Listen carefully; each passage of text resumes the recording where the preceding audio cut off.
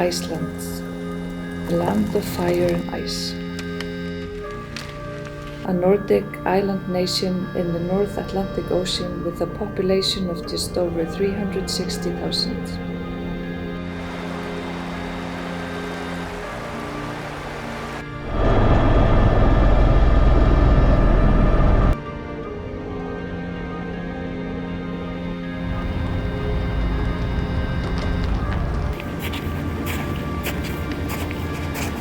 A magical and mythical place, defined by its dramatic landscape with volcanoes, geysers, hot springs, and lava fields.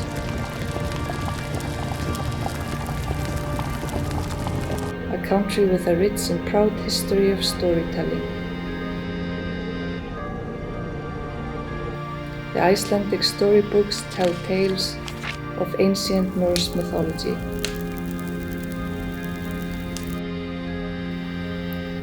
One such story depicts a spiritual location in the sky called Asgard, a celestial city filled with magic and associated with the gods.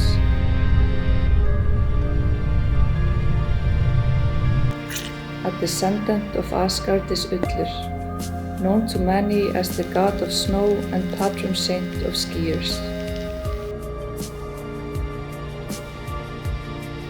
Today, the spirit of Asgard lives on in Iceland, with a community of people passionate about the country of their birth and dedicated to living a life connected with nature.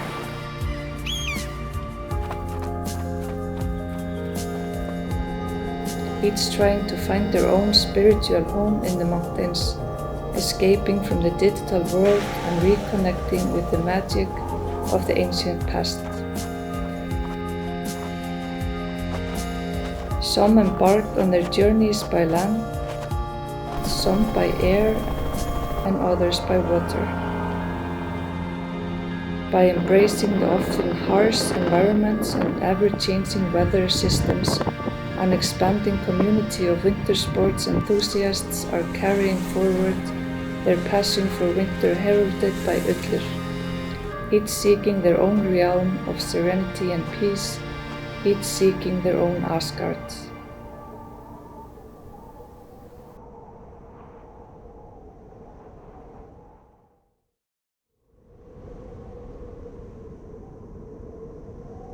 Our search for Asgard begins in the south, with a story almost as old as Iceland itself, a story between fathers and sons and their passion for the sport of skiing.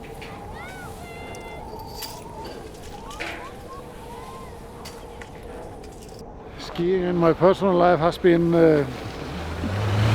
quite a lot. I've been not so involved raising my kids because I was training and I was always skiing. Here in Iceland training, or I was abroad skiing with people racing. So from 20 years old until 2014 it has been a lot of trips with other people instead of being with my family. So I've been so involved with the ski association here in Iceland. I was a vice president there. I was chairman of the Alban committee. I was a president of all the ski clubs in Reykjavík a few years ago. So it has been my life. Skiing has been my life and still is.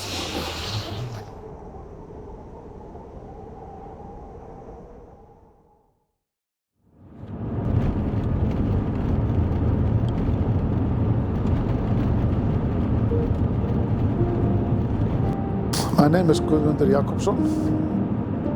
Born here in Reykjavík. I'm 63 years old. I was between 7 and 9 when I remember I was going skiing for the first time.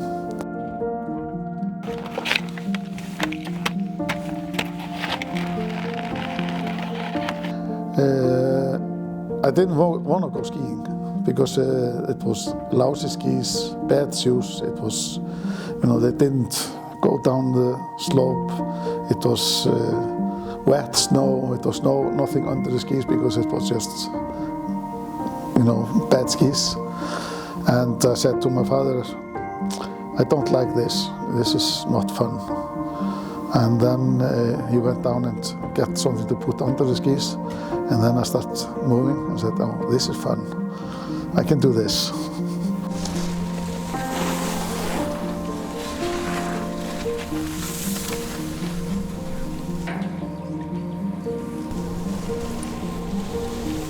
About 1981, and I will say like that, you know, he was one of the greatest skier in Iceland. Gumi Koppa.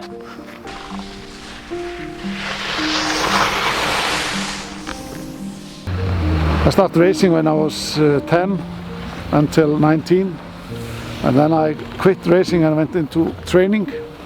But in the summertime, from I was 14, 15, I was working up in Heliskiing as a lift boy and then as a ski teacher. And then I started to train, and I was a trainer for over 20 years for ski clubs in Reykjavík. And then I trained my son for 10 years.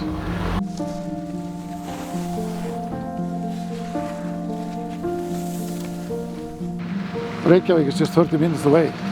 And you know, it's a luxury thing to have a ski area just 30 minutes away. We have lights here through the winter, so we can go skiing.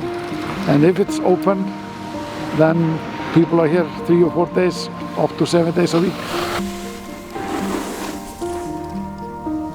When you get older and you enjoy more go skiing, you know, I know people who are 80 and 80 plus, who are, you know, they come up here, they ski their 10, 15 runs, and then you just go down to Reykjavík, because when you are 67 and older, you get a free lift pass here in Iceland. And people can go up here and enjoy to meet their friends instead of meeting them in coffee houses or walking or something. If you can go skiing, it's just like your youth is ongoing.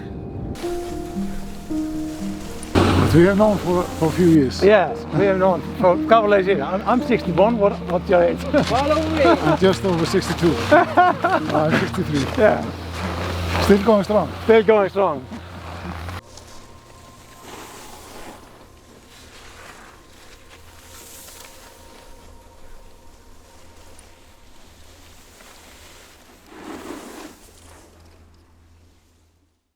My father's name is Jakob Albertsson. His nickname was Kobbi Klaki, and everybody knows him under that name. He was fixing cars, and he was electricians. In those days, people were working 6 days a week. They have to work on Saturdays, so there was not many days that people had off to enjoy your family, and there were long days, 12 hours, and that's the only thing I remember. He was always working. In the early days, because of my father's profession, we didn't go so much up in the mountains. My father was one of the founders, with others, of a rescue team, and that's his name is Flugbjörgunarsveit, and they went to help people. And from that he went a lot into this mountain, glacier, snow. He was always somewhere around with the snow in the winter and the summer. Because we were not always the best of friends. I didn't want to have any lessons from my father. I had lessons from other people. When I was 11, I went to a ski club here in Reykjavík and start racing.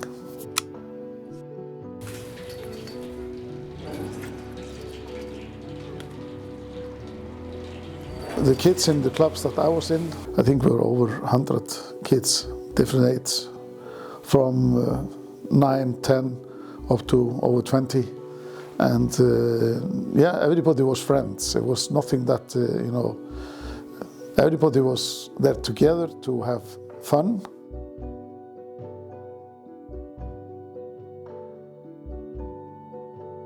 there were, buses for us on Fridays, so we could go up there, and we were staying in huts over the weekends. Then we got ski all the day and during the night, and then we went around 4 o'clock. We came home around 12:30 or 1:30 during the night. It depends on how difficult it was to get. So you usually went once or twice a week, and then every weekend.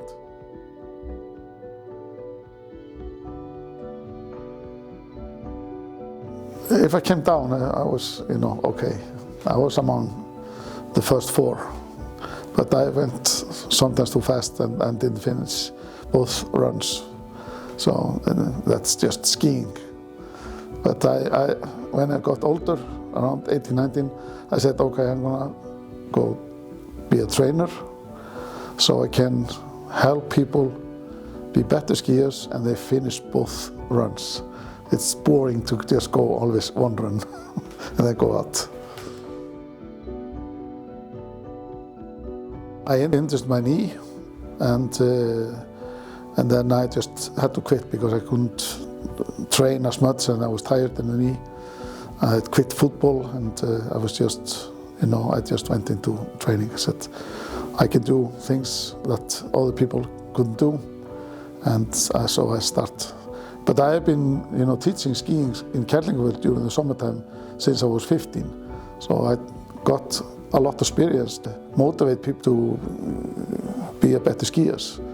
So, and that was just a step up to be a trainer, a coach for younger kids and help them to be better than I was.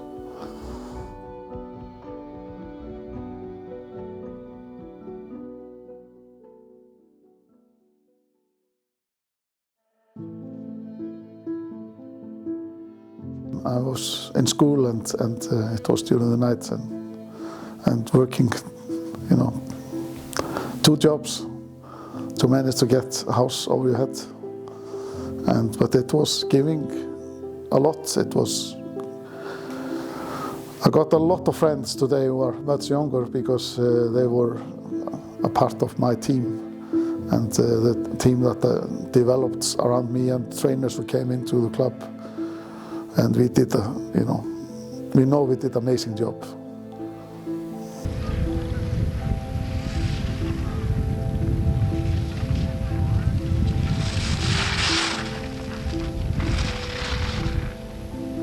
Yeah, there are kids who went to the Olympics, are Olympian, so that is a big achievement. We had kids usually in the first 4 places, 1 or 2 or 3, or even 4 during the winter. A lot of Icelandic champions, it's on and on and on. It's a long list. I've lost counting how good they were, those kids.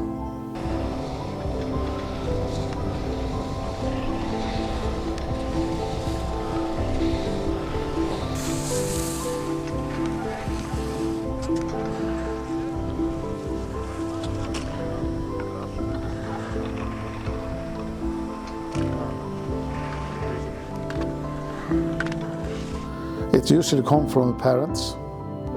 Sometimes it comes from the kids, they want to go skiing because friends are skiing. But it usually is, a bigger part is traditional family sport, and then from family sport into training and racing.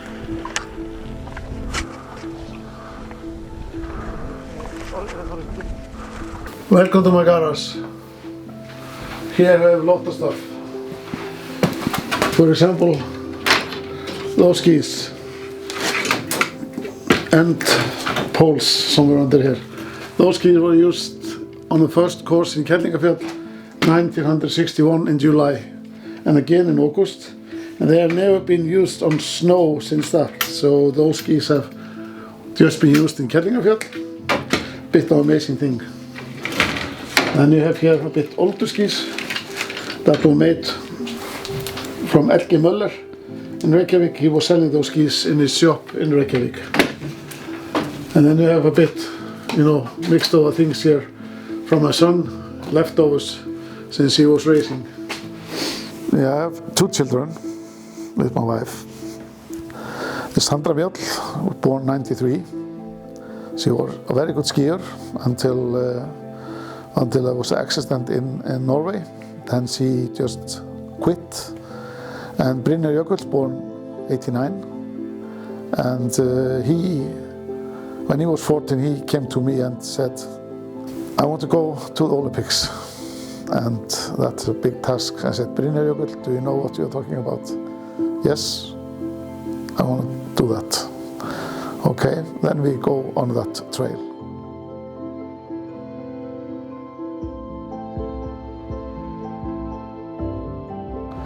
He was not the best skier in Iceland, but we made a plan. I have a lot of good friends that are trainers abroad, Icelanders and foreigners. And I said, I have the biggest task in my life to get my son into Olympics. And they say, okay, where are you going to start? I'm going to start today, and we see how things will develop. Then I quit, training all the kids. I just took over with my son because it was 7 days a week. And then we went on skiing and training.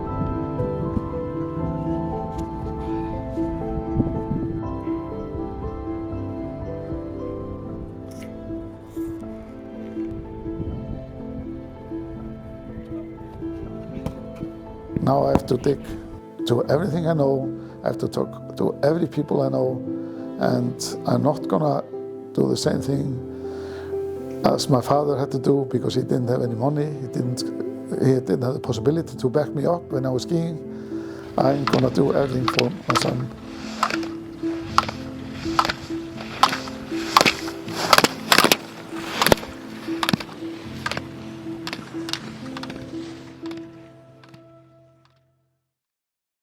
Every year it's got better and better, and we were skiing maybe 70 days here in Iceland. Then I went to going abroad to ski for better conditions. We skied a lot on the north coast because we got sometimes better conditions than here in Reykjavík. It was too warm here. And then after he was 16, 17, then he had the possibility to train with other people in Europe, so I didn't have to go all the time, and because I had to work also.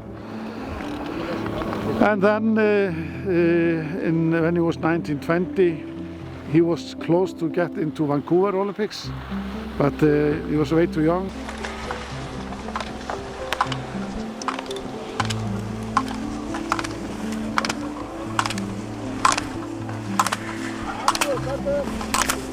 But then I was still, active in the Icelandic Ski Association. I was chairman of the Alpine Committee.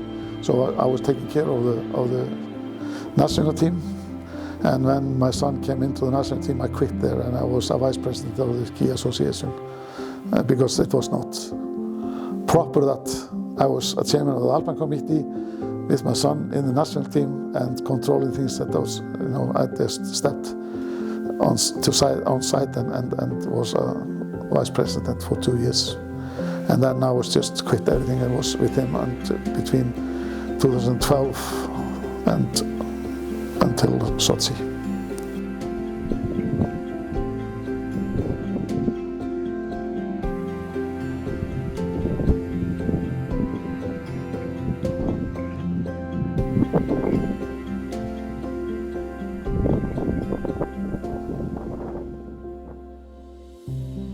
About having your child going to the Olympics. It's the biggest stage of anyone, even though here in Iceland it's not as big as in all other countries, because if you're an Olympian you are easier into schools and etc. But managed to get into the Olympics, I said okay, he did something that I would never believe. He did it on his own terms. He did all the work. I was just supporting him. I put up the training, and there's a lot of phone calls. But in the end, I'm happy for him that he could, and he finished both runs in the slalom and also in the giant slalom. I was not on the hill. I was, a spectator. I was just up in the, and so it was a bit tricky for me to stand there after all those years, not have the possibility to be on the slope. Maybe it was good in the end. At least he finished and keep you proud to be an Olympian.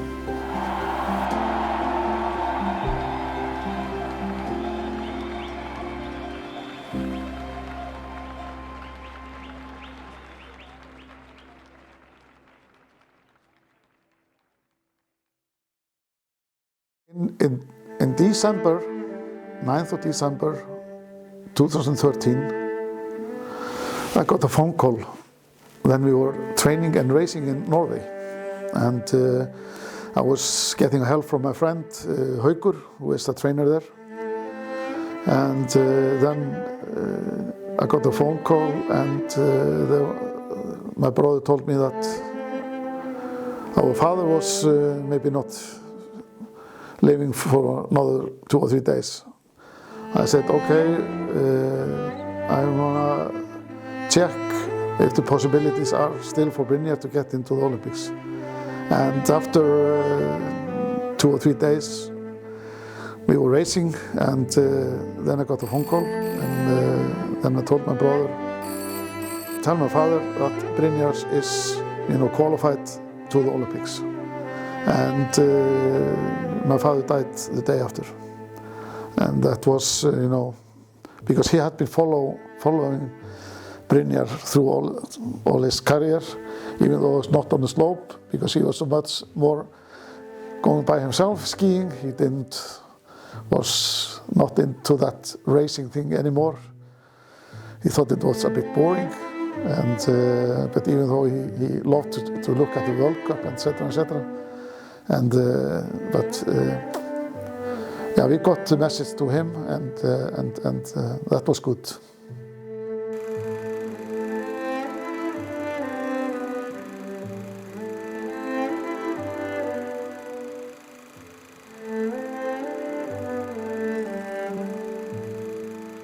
It meant a lot, because we were not always the best of friends, and it meant a lot for me to pass that he had the possibility to get into those big things. He didn't have the money. He didn't have the money to back me up, and then Brynjar, he got the possibility to go there, and he is an Olympian forever.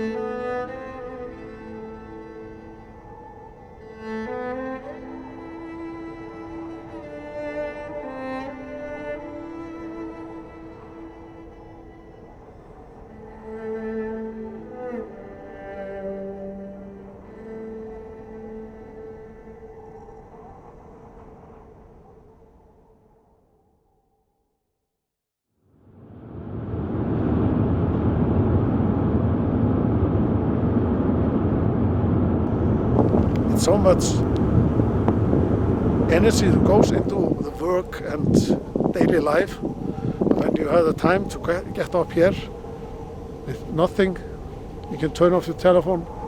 You don't have to look at anything, you just have to look at the nature. It's very seldom that you can find it in the whole world today. Be so isolated as we are here. Nothing. No sound, just wind.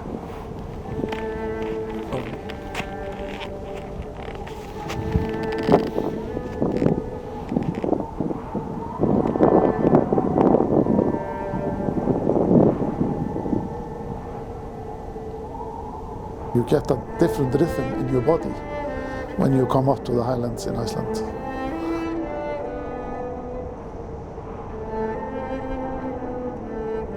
There's so much energy that you get into your mind and body, and you just, yeah, you be stronger after being up there.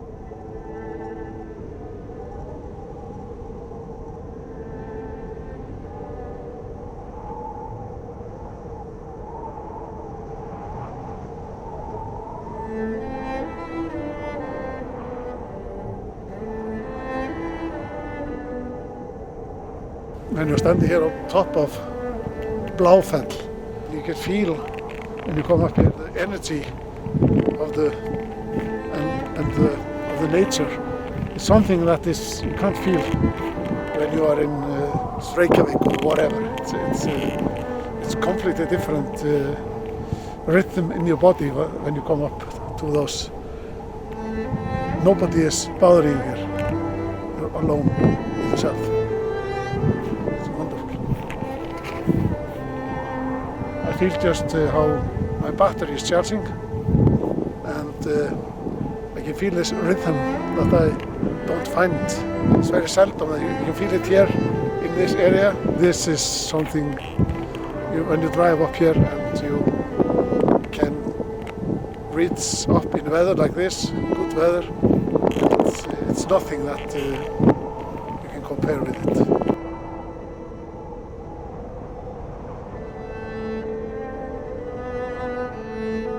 Skiing has always been a so big part of my life. I think that will follow me to the end.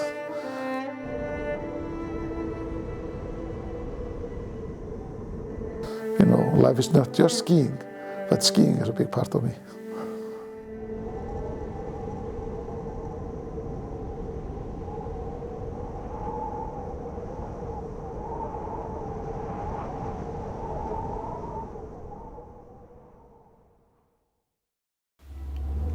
With growing global concerns over climatic changes, the outdoor community looks to each winter with anticipation to see what conditions Ullur may bring. With some disciples of the elements dedicating their lives to observing the behavior of our weather. My name is Einar Sveinbjörnsson, and I am born here in Reykjavík area, in the Reykjavík area. And my profession is that I am educated as a meteorologist, so I am working mainly with weather forecasts, research, teaching, and so on, everything about weather and climate.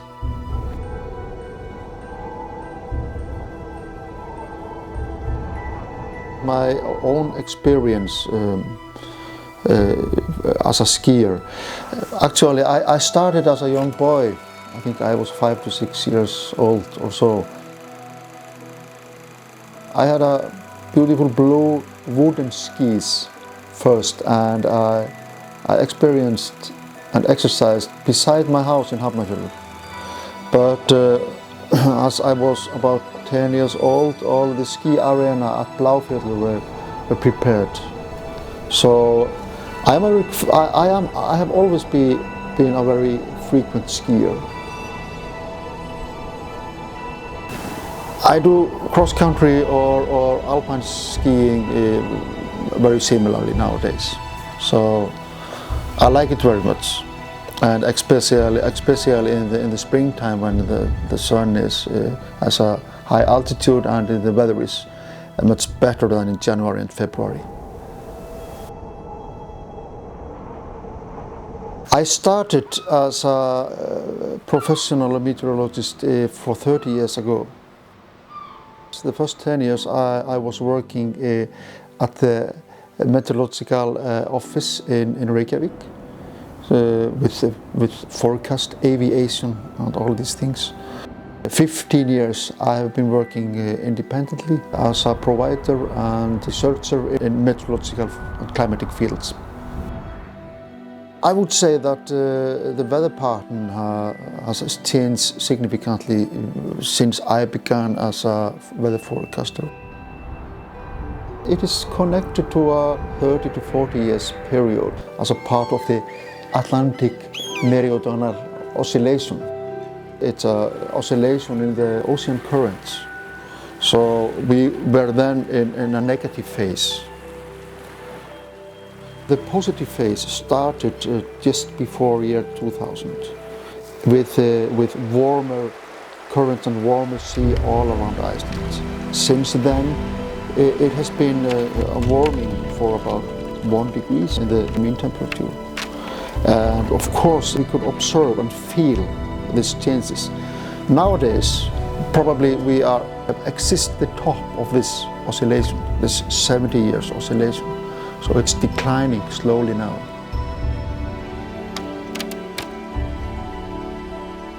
The changes in the seasons, in the wintertime, there are the cold spells. They are both fewer and not so cold as they were commonly earlier. But the summers, they are longer now. They exist. Earlier they exist until the end of August. Now probably we have one summer month extra, September. And the autumn months, they are also warmer and wettier than before. In reality, the winter weather is quite variable in Iceland. We could have a mild and wet winter, and the next one is cold and snowy, and so on. And therefore, it's not easy to find any trend in the winter climate.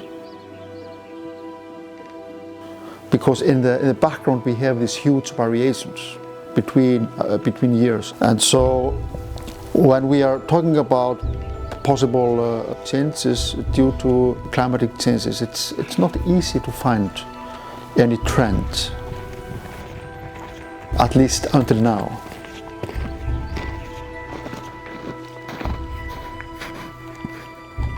It is all in the shadow of this huge variation.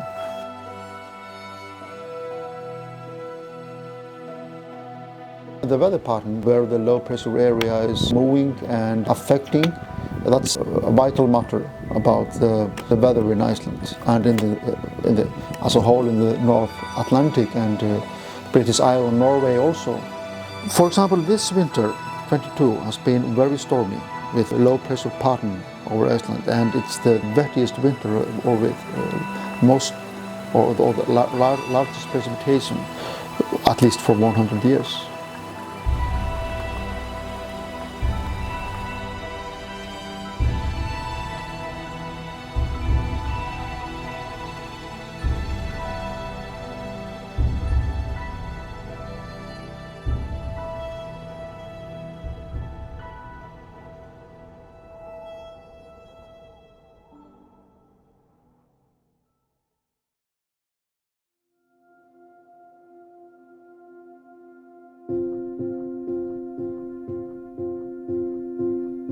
In the Westfjords, we find the Queens of Iceland, with a team of women pioneering the way in outdoor adventure and striving towards a more inclusive future for everyone.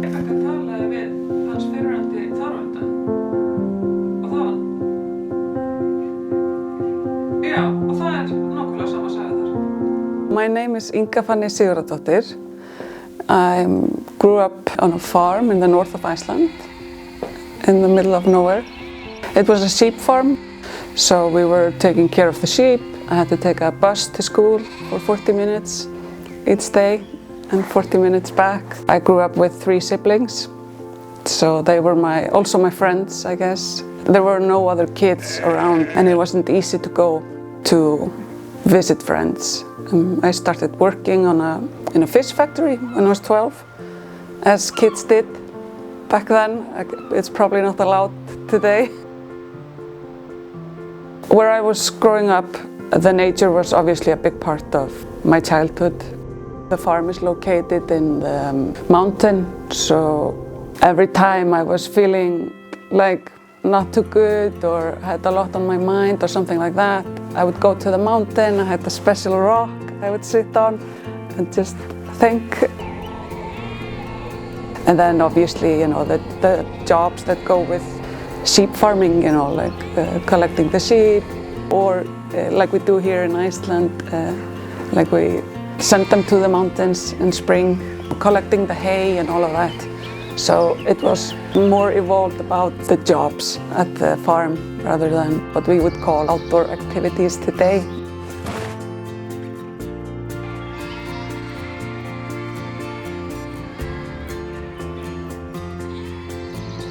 I connected nature to my career. This happened when I was 20. I got a phone call from the CEO of Icelandic mountain guides, and he asked me, so you speak Spanish and you you're from the countryside. Can you go on a trip tomorrow for us? So I just decided to try that out, but like I was 20 years old and adventurous, you know, and that's when I realized, you know, the other side of the outdoors, not just about sheep herding and fishing. But I discovered running after I became a mother because I didn't have time to go as much in the mountains. After I had my second child, I was living in a national park up north. I needed some time outdoors in the nature. I cannot be in a house. Even though it's with my wonderful kids, I need to be outdoors. And of course, I've always involved my kids in the outdoor lifestyle, but I also needed some time for me, you know, to get out. So I would run the routes instead of hiking them. I guess double the activity or something like that. Running gives me the feeling of freedom. You know, you only need your running shoes, and I can run. I feel like I can run everywhere. You know, if I have to get to a place, I can go there running. I can. Sometimes I can run away from my thoughts. You know, it's like maybe something, you know, at work or something that's bothering me, or I can't find a solution to it. And just going out to run, it kind of gives me a relief, you know. And my kids see it as well. Like we go on a holiday or something. Okay, Mom, now you run. And when I get back, they are like, you feel good now, right? But it also encourages them. They like to run, they like to, you know, ski and bike and everything. And my daughter is just like me. She has a lot of energy. So I'm trying to show her a way for that energy to go.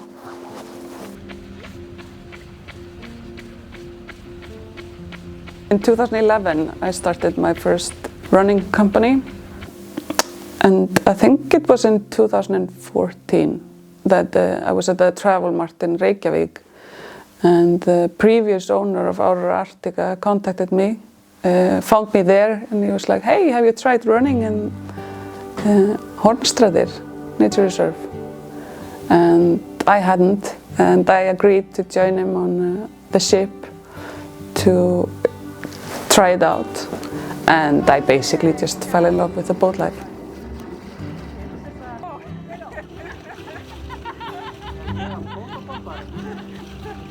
Now I live in Ísafjörður, the biggest town of the West Fjords. I got more and more involved with Aurora Arctica. I started at skipper school. I was a mate on the boats, on the ski trips as well. Also helping out at the office. And then I bought the company. I guess when COVID hit in 2020, I had the option to buy Aurora Arctica, and I did. The sail and ski trips, they ski from one fjord to the next and meet the boat in the next fjord. Or they go out and ski, come back to the boat as the boat is basically, you know, people's home for a week.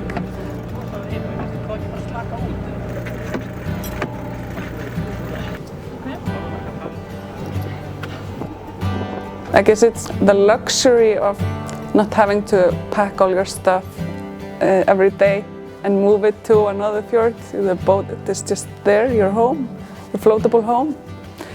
I think I connected with the sailing experience so much because it's also the freedom. Aurora Arctica is a sailboat community. I don't look at it as a company or a business. I look at it as an opportunity to bring people to remote places. Being able to just go wherever you want, basically. You don't have to schedule a bus there. You take the boat where you want to go. I also like the simple lifestyle on the boat, because I think we make things a bit complicated, you know, here in town.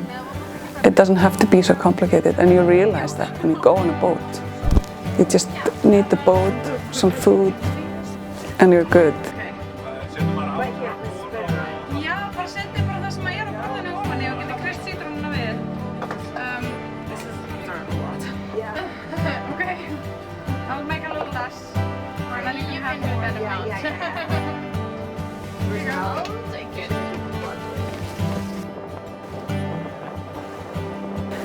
You know, you're out of self-service, no internet, and you realize you don't need it. And that it always takes me, I admit, it always takes me, you know, a couple of days to just like stop looking at my phone, because I'm just so, I guess, addicted to it. It's such a big part of my daily life and my job and everything. So I like that as well. You know, you have the excuse to be off the grid. Like there is no signal. And I know it's not easy for people to understand that haven't tried this lifestyle. Sometimes I get back to my computer when I get back to town and people are like, why aren't you answering me? And I'm just like, oh, I was out sailing. It's really not that important. And I think people, they realize this, like they understand when they have tried the boat lifestyle. They realize what's important and what's not.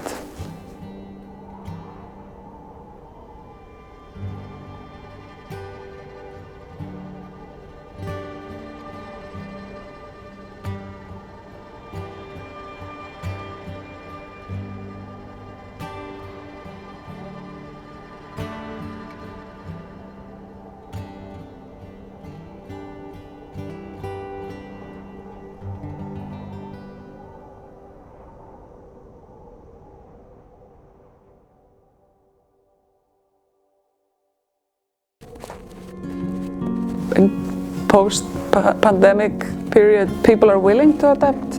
People are very eager to explore the world again. And people are very aware of their carbon footprint. I think, for example, a lot of the people that come on the boat, they decide to go on the boat because it's more environmental friendly than you know, taking buses everywhere or whatever. And it's their only trip of the year, perhaps, you know. Like, it's not because they have the time, they have the money, but like they are conscious of their carbon footprint. So they choose this trip and yeah, I think people are more aware of where they are going and what they are going to be doing.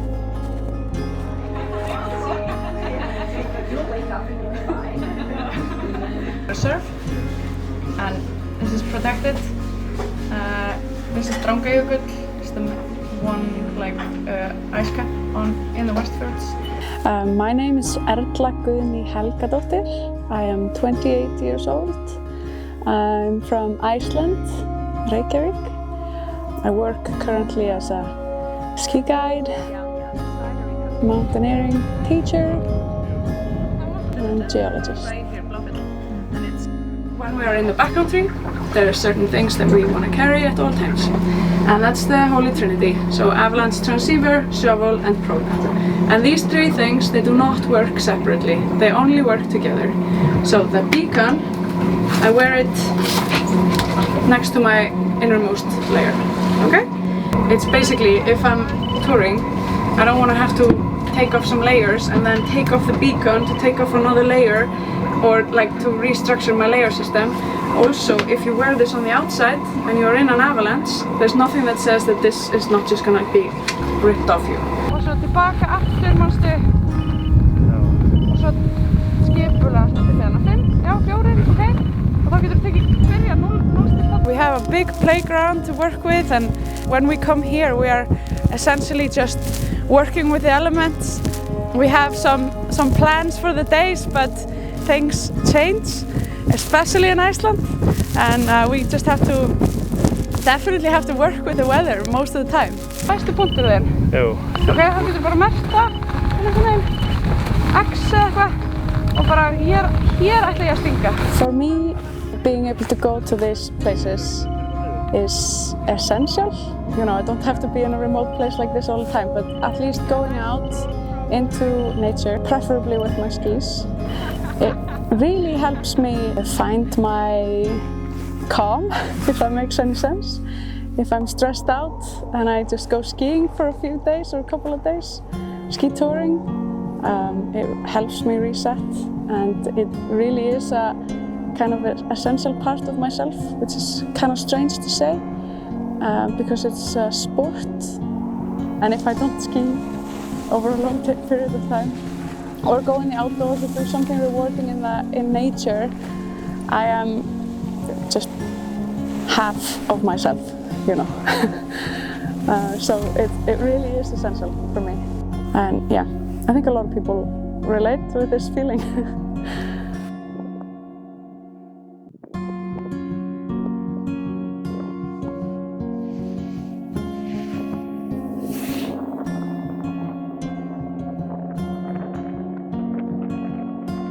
It's very important for me to include women in this outdoor community. But it's also because I've had to earn my spot, and when I started guiding 20 years old in the mountains, you can imagine it was, yeah, I had to prove myself much more than the guys, and it has always been like that. And I think this is the story of every woman in the outdoor community.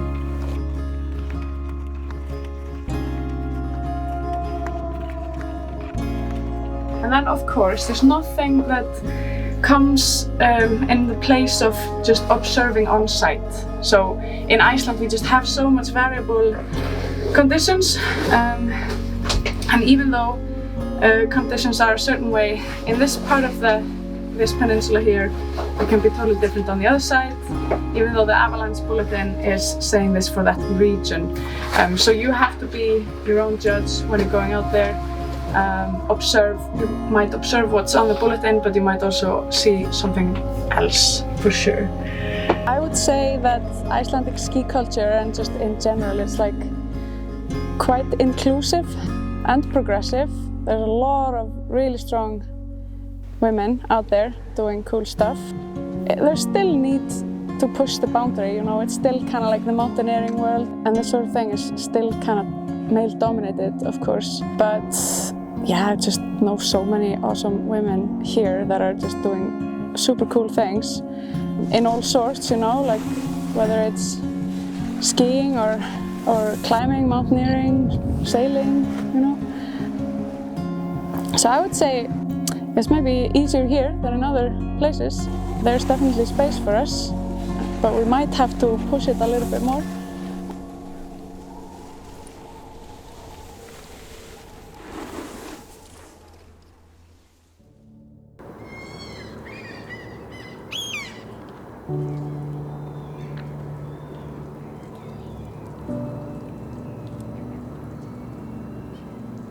I mean, to be honest, there's no other woman at the harbor.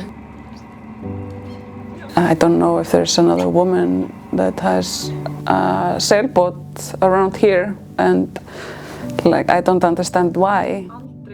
I think it's just something that is or will slowly be changing. It's not that women can't do it, it's just one of those things that has always been like that. I want to support women in, you know, being at the outdoors and being in the outdoor community. I want to give them a chance with my company, and I want to be a role model for them. They can manage a business like Aurora Arctica, they can sail a boat, they can be a mountain guide or a ski guide or a running guide. They can found their own companies, and that's very important to me. I want my daughter for example, she's 8 today. I want her not to have to fight so much or prove that she can be a part of the outdoor community when she's older. I want to contribute to make this more equal community. I think it's important that people realize that you don't have to be an outdoor geek to participate in the outdoor world.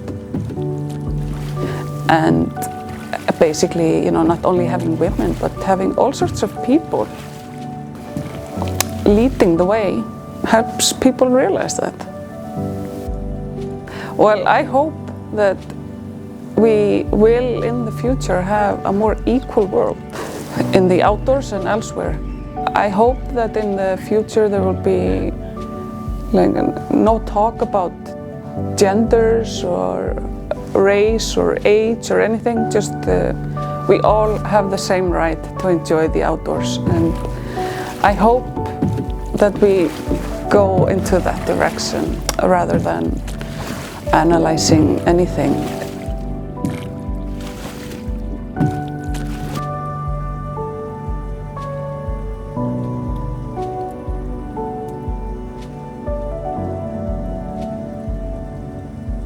We have to allow people to be the way they are. You don't have to have a certain look to be in the outdoor world. You don't have to be of a certain gender or anything like that.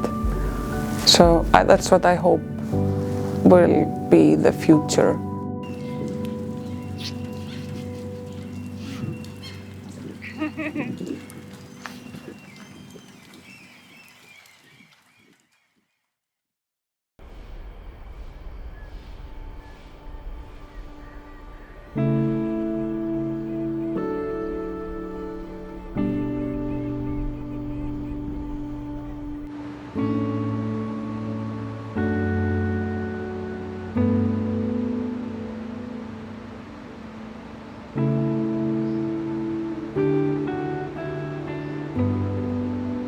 From the queens of the west to the king of the north, a small sheep farm passed through the generations takes on a new lease of life in Dalvik.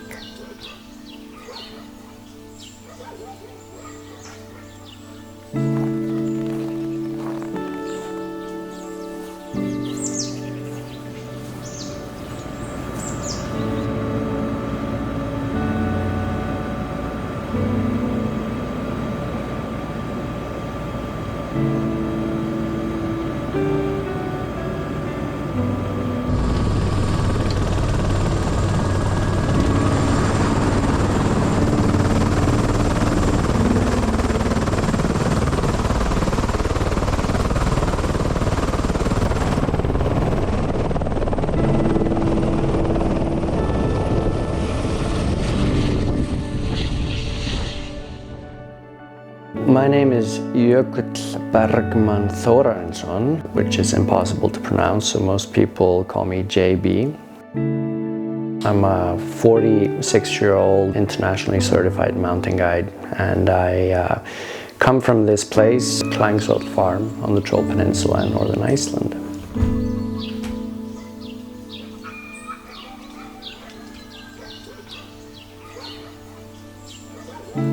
I grew up here on this farm with my grandparents, who were the last sheep farmers in a long line of sheep farmers. I'm pretty much the 32nd generation direct descendant of the first settlers that settled here, and they brought sheep with them.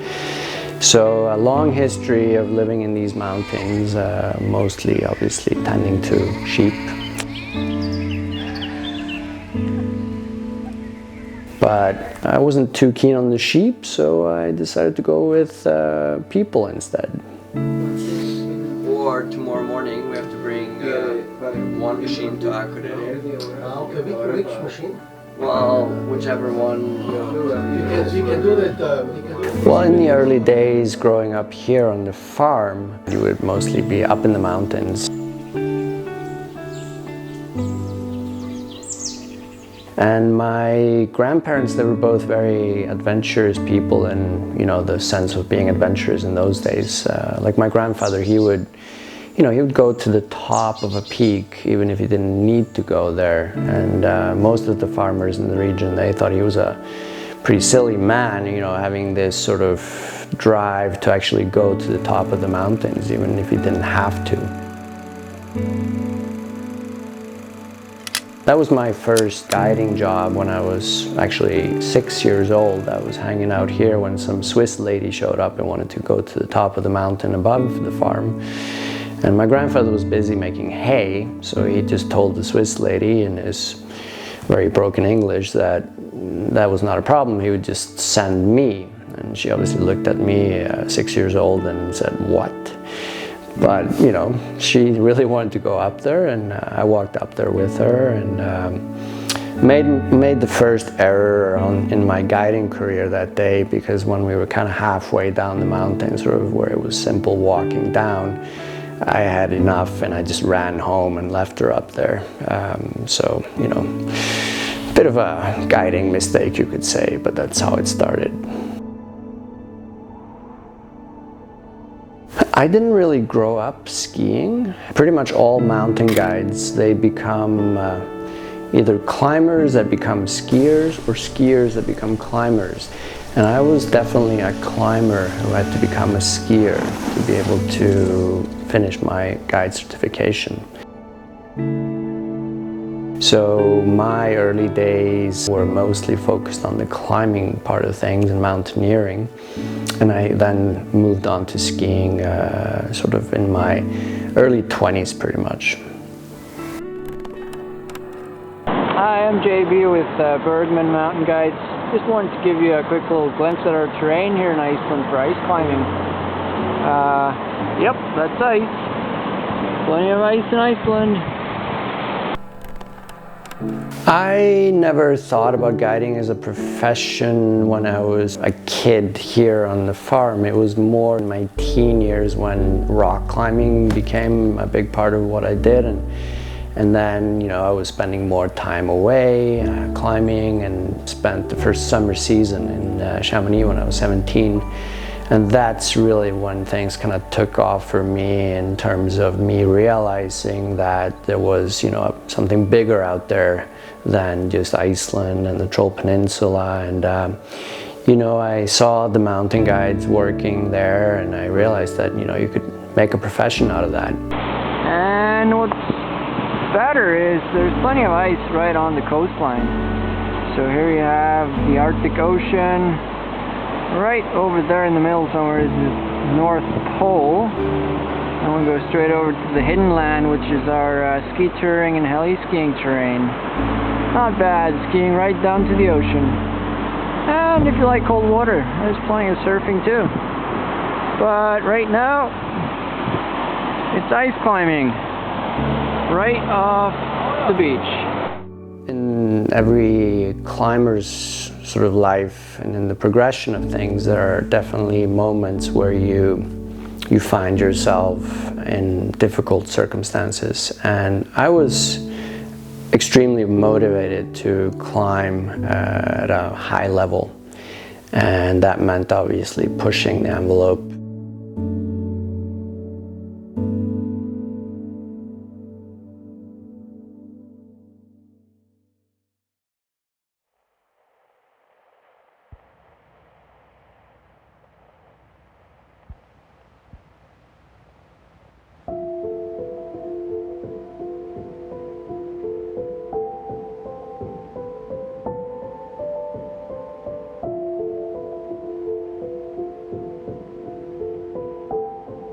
Back in the 90s, climbing scene was sort of a bit competitive, and people were going out there trying to do new routes all the time, and I was definitely a part of that movement. And it kind of comes with the territory. If you spend enough time out there, you will have incidents.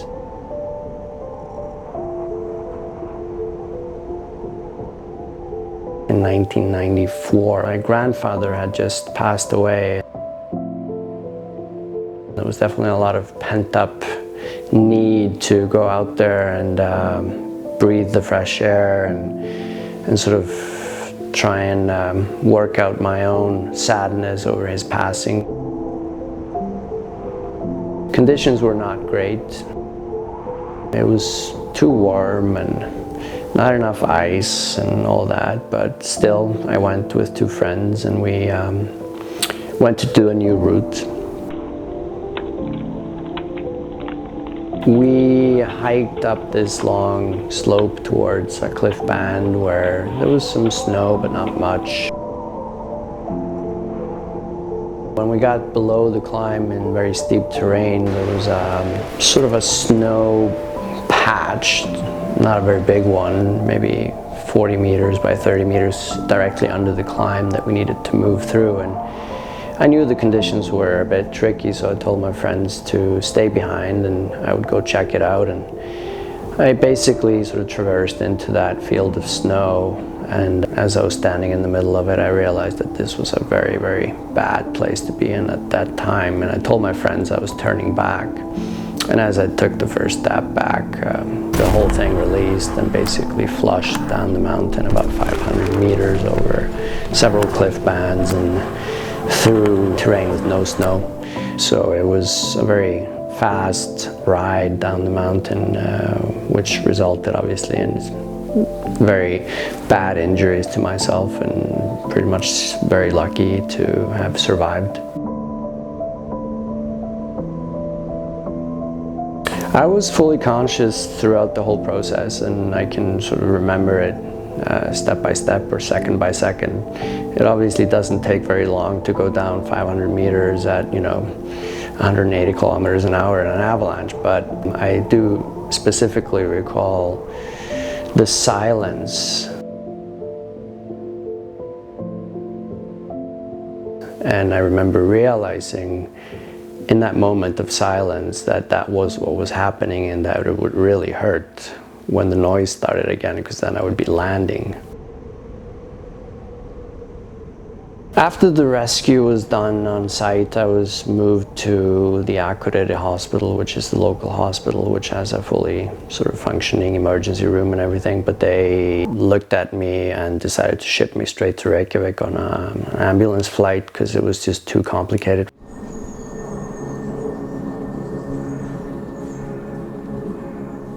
There was definitely fear of me being paralyzed due to the fact that I had 3 broken vertebrae in my neck and 15 other bones. They put over 450 stitches in me just to kind of stop the bleeding and everything, because the avalanche basically went through scree for a few hundred meters.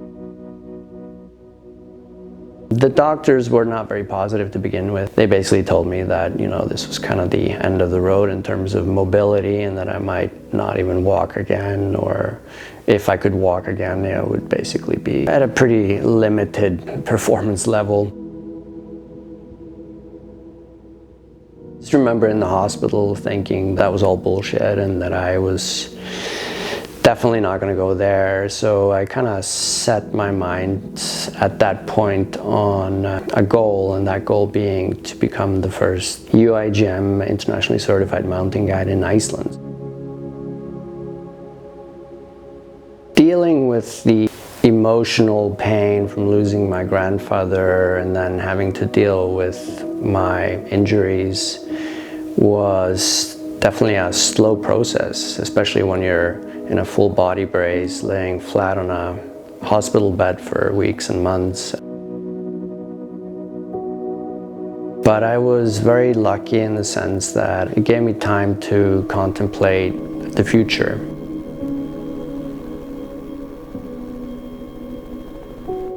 And at that point in time, I hadn't finished any guide certification or anything. So I realized that I could have that goal and use it as a summit to achieve. It gave me direction and drive to recover from both the physical and the mental pain of what had happened before.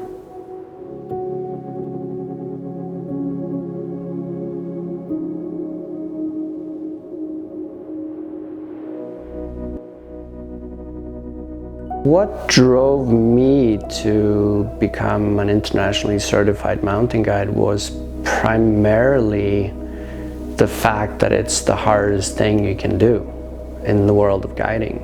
It's the gold standard. Nobody had done it in Iceland. Nobody needs to do it in Iceland because you don't need that certification to do anything around here. You can just call yourself a mountain guide and you're a mountain guide. So in a way, it was completely senseless to go through the whole difficult process of obtaining that certification. But I've always sort of strived to be my best, and when it came to the guiding, I just looked at this, the most difficult and highest standard in the industry, and I thought that's what I needed to do. After the accident, having been waylaid by my injuries, I also realized that you have to have some sort of a backup plan if you can't ski or you can't climb, etc. I decided to shift my focus from Europe and from Chamonix to Canada, where I could go to university, study something that would be useful to me in case I wouldn't be able to work in the physical realm of things, but also do the guiding certification at the same time. Basically sort of lived in Canada from 2003 up until 2008 when I finished my international guide certification. I knew the potential here on the Troll Peninsula, and I always had it in the back of my mind that I would not stay in Chamonix or stay in Canada, that I would always come back here to work. So when I went through my studies, it opened my eyes to the potential that we have here.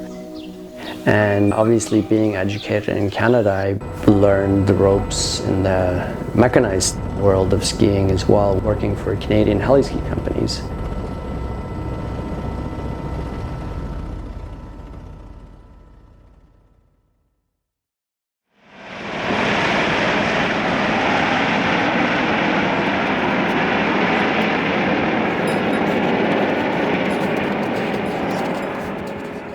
So despite the fact that we had been ski touring here from '99 up to 2008, I came back home in 2008, sort of just 15 minutes before the world collapsed, and started the first heli-ski company in Iceland.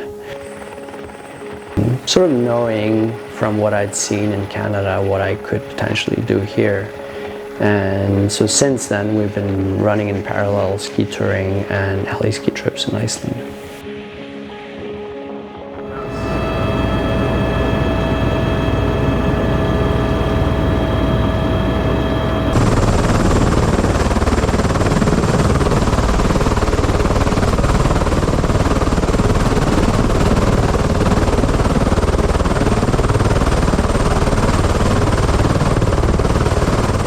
Spring of 2008 we did the trial run of running the heli-skiing here, and in the fall, in October, the Icelandic krona pretty much lost half its value.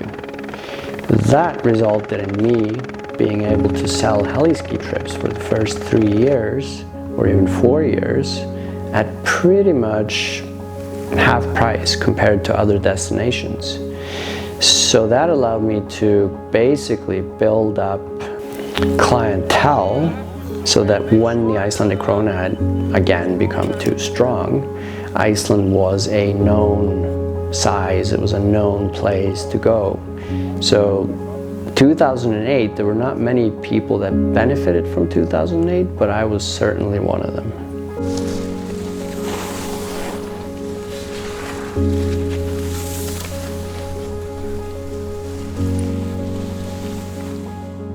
My name is Sven Brunso.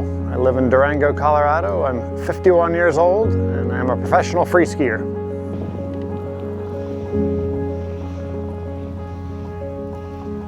Back in about 2009, I had heard a lot of frenzy about coming skiing in Iceland, and I was really excited to come check it out, just to come ski touring. And through a twist of fate, I got connected with Yokel and Arctic Heliskiing. So I kind of came here sight unseen. You know, it was kind of, the internet was starting to explode and there was a little bit of information out there, but it was surely kind of felt like the Wild West, an adventure to come out here. So I came and experienced this for the first time and got hooked. And I just love it. It's raw and real and everything in my mind that skiing should be. So in the beginning, I focused primarily on trying to get people that were influential in the ski industry at the time to come here, and I was lucky that, for instance, Sven Brunso, who was skiing with us yesterday here, and this week he came here on a trip in 2009, basically our second season of heliskiing, along with some other pro skiers and photographer Grant Gunderson. And because I needed the material, I needed pictures, I needed promotion in that sense, and I was very lucky to get those guys here at that point in time, because they obviously were like the big professionals in the game, and they provided me with the imagery I needed to continue promoting the product.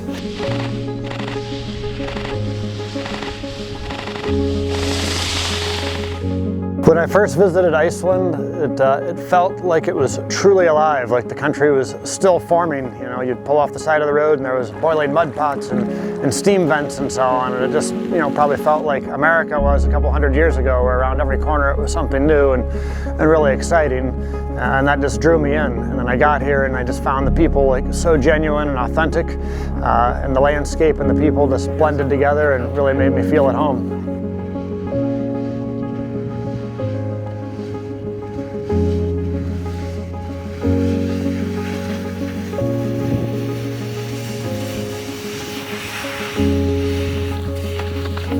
The difference between heliskiing in Iceland and most other places is quite pronounced.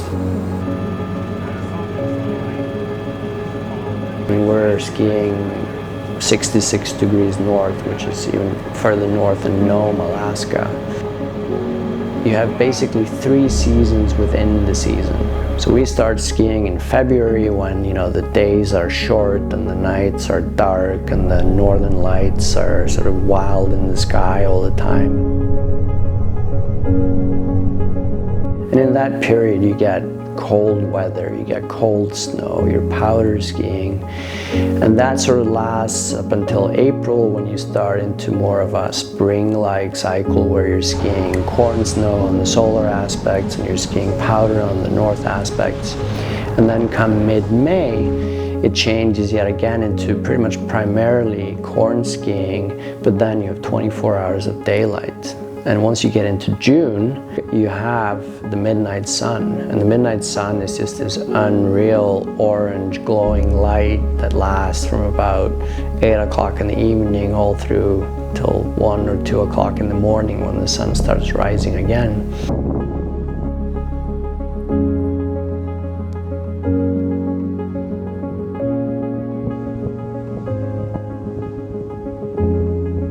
Visually, it's very unique in the sense that you're skiing right next to the ocean a lot of the time, with terrain that plunges directly down into the water.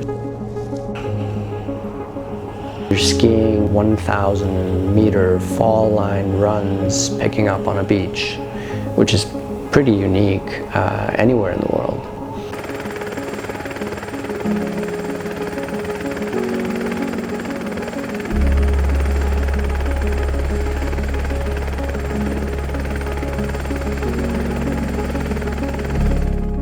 Trying to figure out the landscape and how to navigate it all. You know, I just kind of turned myself over to JB. This is his backyard, and sometimes you're just up for the adventure, and I let him guide the way, and just tried to be a sponge and learn as much as I could about the history of the area and the topography and the geography. And it was just really exciting kind of seeing it, you know, through his eyes, and having him talk about growing up here and hiking these hills. And it's very different when you're, you know, skiing with somebody who this is their lifeblood, you know, this is their home.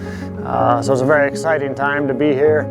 And a lot of the runs that we were doing in the helicopter were first descents. And so as a skier, you know, that's kind of the ultimate, to get out of a helicopter and say, hey, someone has probably never before stood on this peak and you're going to get to ski it. And at the end of the day, getting to ski something and then opening up a map and looking at it and getting the name runs that you're the first one to ever ski, it was like super exciting, and just felt really fortunate to be a part of it.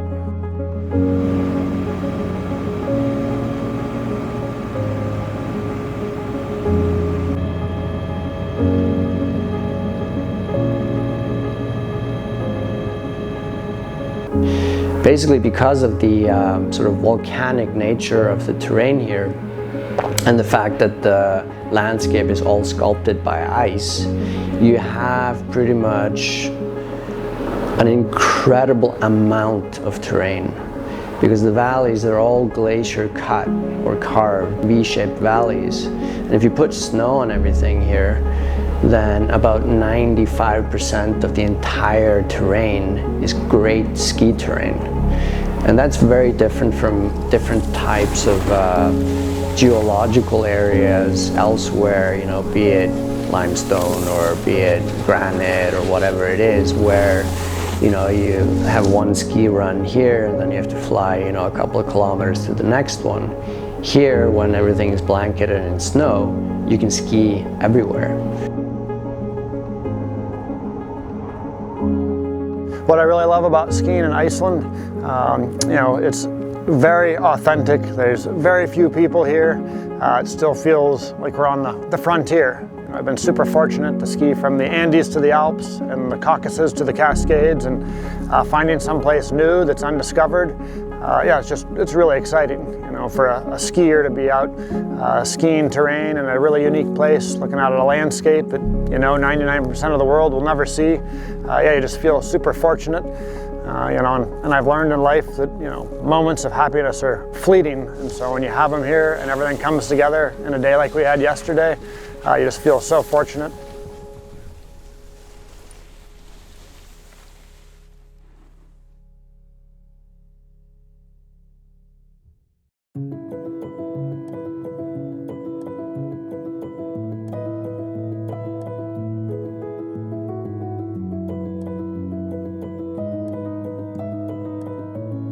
Iceland is in Europe, and, you know, we're definitely Europeans.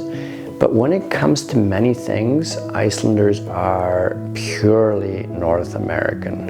And that definitely goes for the sort of mechanized interest of Icelanders as a nation, where snowmobiling, snow biking, super Jeep travel in winter is still a huge, huge thing. So there's no controversy towards helicopters being in the mountains in that regard.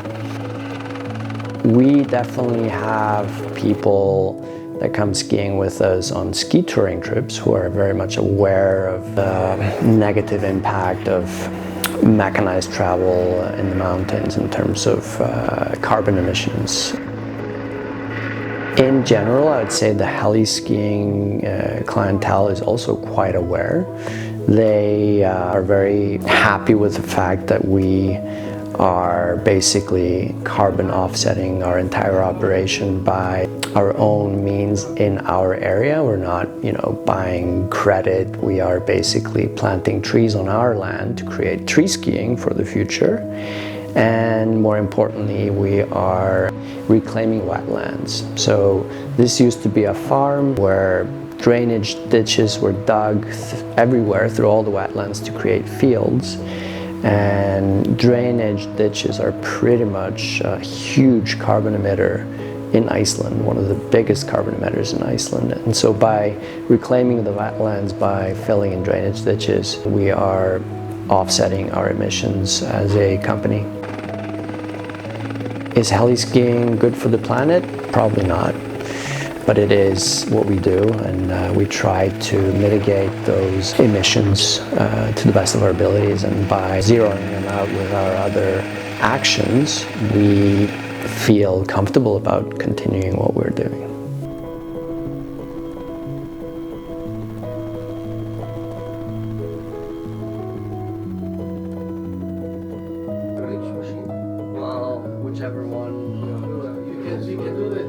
Icelandic ski culture is in its infancy. When I started, there was nothing. There was nobody out there doing anything on skis except, you know, in the ski hills. But that culture is actually very important in Iceland. Ski racing is a really big thing considering how small the ski hills are. And if you take Dalvik, our local village where I live, for instance, with a population of 1,200 people and a tow lift of 300 meters, Dalvik Ski Club has produced 7 Olympic ski racers, which is definitely some sort of a world record per capita.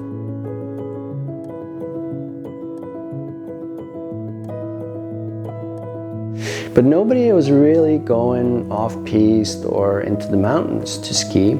So when I started, I was alone, me and my friends, and it was like that for many years.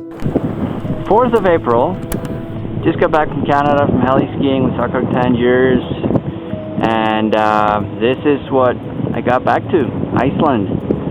More snow than in the last 5 years, and looking like a great spring ski touring and heli-skiing season here. And I started guiding here, and I was definitely the only person guiding people on skis, and slowly things picked up, the word got out. Some guides started showing up with their groups, and then I started the heli-skiing and did that for many years before the next one did. And then sort of in that time frame, Icelandic people started, you know, spending seasons in the Alps and coming back and doing a bit of backcountry skiing. And today, basically, you know, 25 years later,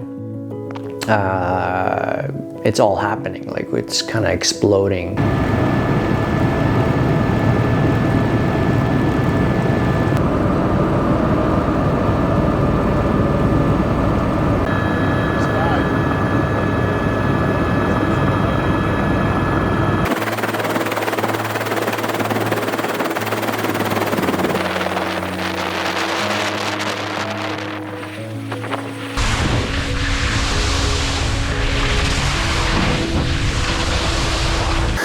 Yeah, one of my most memorable times here was actually the first trip. When we came, we had an amazing day with the helicopter, and we were out flying, and we stopped mid-mountain. The pilot found a place to land, and we just broke out this big picnic lunch. And JB kind of told us about growing up here and being out with his grandfather, and you could just see his eyes light up, and he was just so excited and had such fond memories of being here and sitting here with somebody kind of vicariously, living their childhood, and imagining what it must have been like back in that time, to have time with, your grandparent. It was just really exciting, and usually I'm kind of go, go, go. I don't really slow down very often, and I have a hard time relaxing. And we sat there for probably, an hour, hour and a half, and he was just a storyteller. He wasn't a ski guide. He was just someone sharing his life, and it was really exciting to be a part of that. That's one of my fondest memories, just absorbing the landscape and the scenery and being around good people. And ultimately that's what skiing boils down to, is being out with good friends and family in a beautiful place, and putting everything else behind you. I don't know if things happen for a reason. We all make our own destiny, probably, and I'm definitely a firm believer that there's nobody else out there making it for me, that it's totally up to me to do what I can to make it the way that I want it to be. And this sort of series of events that led me here to this place today, going all the way back to the passing of my grandparents and my grandfather and my big accident and everything, it's no coincidence that we are here today.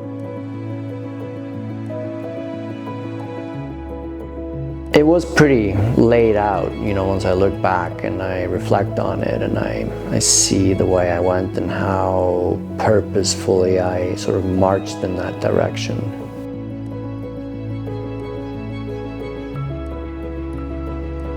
But the fact that it all worked out is maybe a bigger surprise to me, because it was not a given that it would.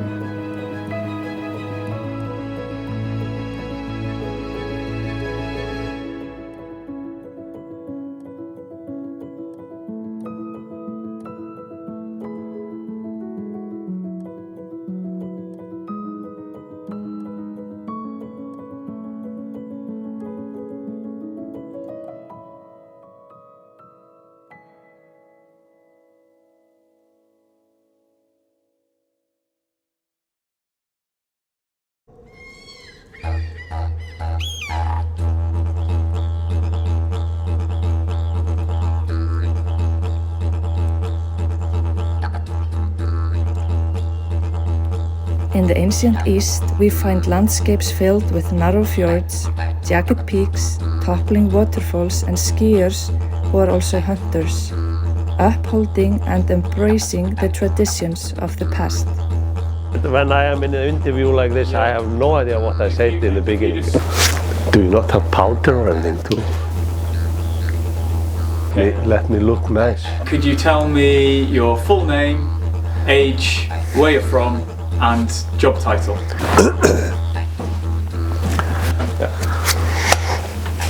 My name is Sævar Guðjónsson.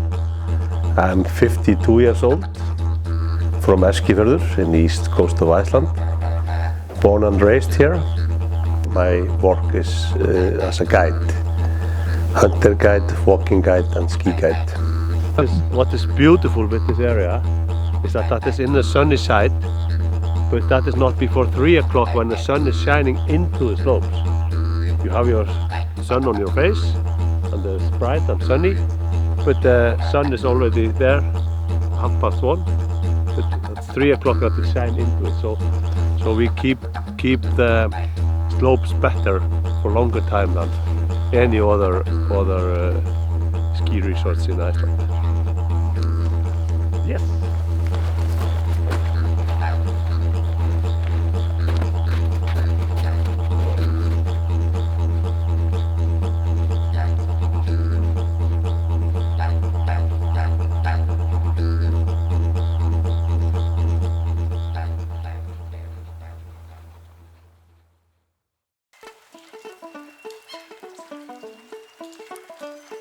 To grow up here in this town was very nice because you have all the freedom. You were just thrown out in the morning and you came late in the evening. We were playing outside the whole day. Our mountain above the town was our playground. The jetties around the sea. My father was a seaman, so we were a lot about the sea. In the summertime we had boats, we were sailing on the fjord. So yeah, it was a lot of freedom and nothing to be scared of.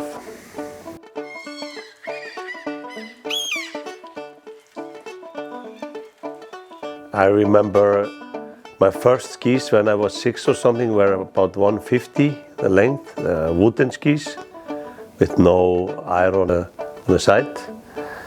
Just old wooden skis, and I was in rubber shoes on them. So that was very tough to ski. That was my first skis.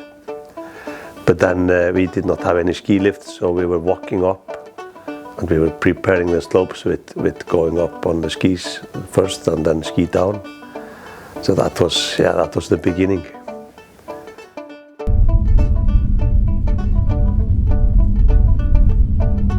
I remember my father often drove me up to the ski area and we were skiing there the whole day. And then we were skiing home all the way down to the town. We were never picked up at the ski area in my memories.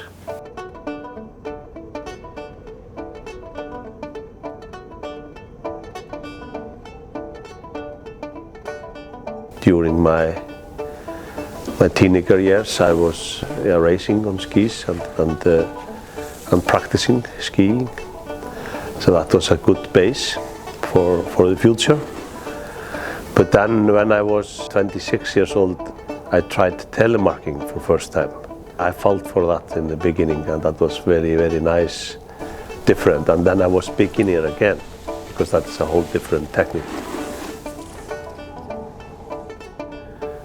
Yeah, that is not in many places in the world where you can ski from maybe 1200 meters high mountains down to the sea level. And in the fjords here, of course, you have always a fjord below you. And that is what is special with the Ísafjörður, or with Iceland, you can say, because that's also in the north and west.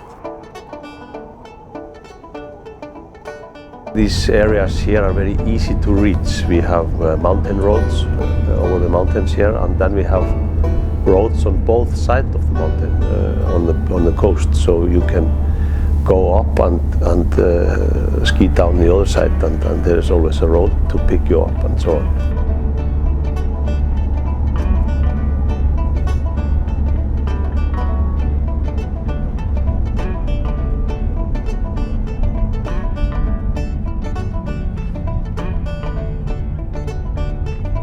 Then we have also quite rough mountains. They can be steep and they can be rough cliffs and so on, so you have to know the area, because that is difficult to see when you are skiing down, for example, what is below you.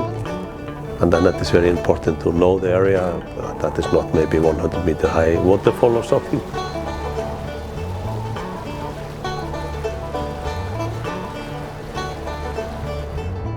I have been here now skiing for 40 years, and I am still a pioneer in the surrounding. There's so many possibilities and so much to do still here, and many of the tracks here have not been skied.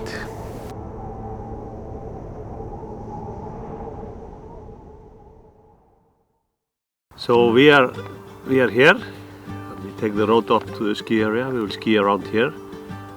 But this is my playground, this whole area here. And of course everything on the map. This, the Ísafjörður, centrum of the Ísafjörður.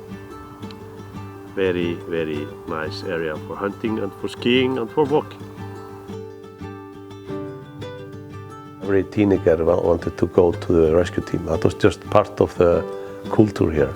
And I was 16 when I started practicing. When I went to school in Akureyri, I took 2 winters there in training. All kinds of survival in the mountains and so on. When I moved back to the east coast, I was living in Eskifjörður, what's called Eskifjörður. And I was captain of the rescue team there for 7 years and helping them to build up a rescue team.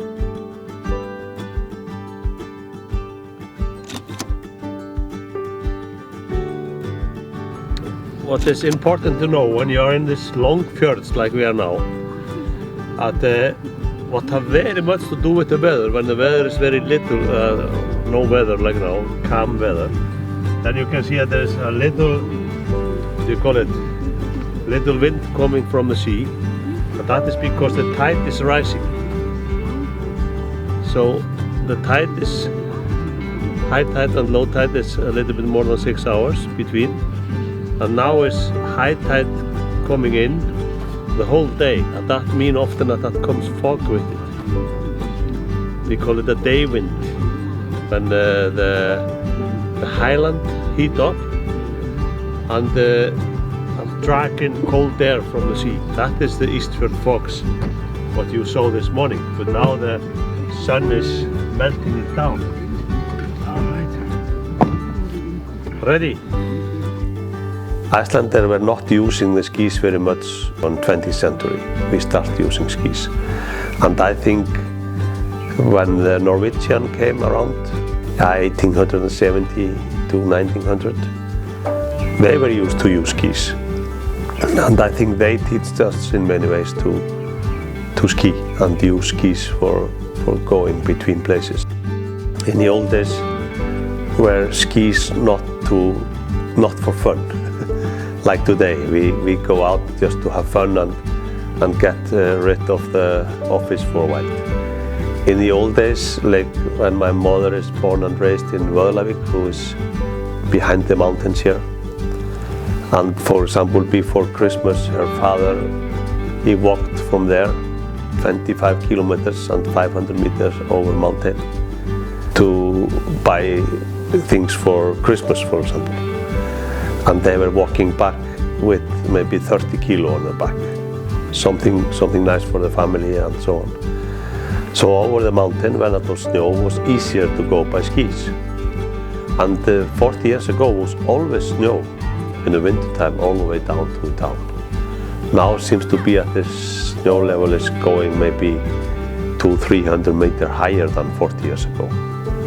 I have no idea why that is. That can be because of this climate changing, but that can also just be waves in the weather or something. But at least in my memories, when I was walking to school and when we were out playing, there were always blister, always snowstorm. But now that is more rain, if that weather, I mean down here. But then when you go up to 200-300 meters, you are already in snow. So we have always snow on the top of the mountain. So what I'm chasing at, we were just pioneers on not the good equipment. We had some carpets we were trying to ski on, and then came better skis. Then came a ski lift and another ski lift and another ski lift. We have 3 ski lifts here. Very nice groomer to prepare the slopes, and all that is much more taken care of. Now the sun is out, so we need sunglasses.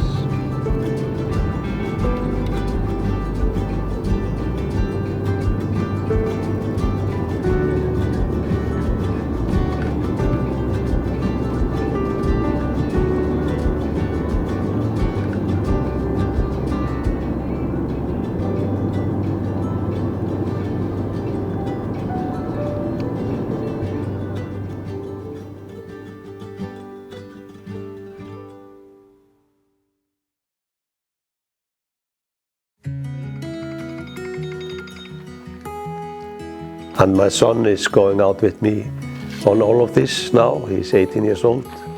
We go skiing together, or the whole family though, go skiing together. But then also during the hunting is mainly my son coming with me. My daughter is though, she's 15, she wants to try and want to come. My youngest daughter though. But my son is very interested in it and loves to go with me hunting. And that is just nice. Then the old guy is teaching the young guy, and I keep the habit or the tradition keeping on. Yeah, now we are at the ski area called Asgard. Very little but very nice ski area in the east coast of Iceland. The 3 lifts, we call disc lifts, what you call bottom lift, I think. And that goes from about 600 meters, I think, 650 meters up to 900 meters almost. Good slopes, one of the best ski areas in Iceland. I am a skier and a walker, but I'm a hunter first. We are hunting on the same area as my grandfather was hunting. We have stories of that hunt, and we are maybe somewhere and sit down for a coffee break, and then I can tell him a story about how his grandfather was doing, or grandfather was here when 1920, and also a different hunt, of course. This is just original in our bones to live and use the nature. We are kind of Inuits here in the east. From beginning of August, we can say, to mid-September about. And then I'm every day out with hunters, and they are not allowed to go hunting reindeers in Iceland without a guide, so that is where I come in. And I write a report about every deer who is hunted, and that is very well organized by the government here. I am the government guy in these hunting trips. I have to check how old the deer is, and that is right, of course, stag or cow, and help the guys to get the easiest way down, because normally that is not a problem to hunt the deer, that is to get the meat home. So I often put the deer on the mountain, and we carry the meat, but sometimes we drag them down if it is not far from a road or something. So that's a tough work.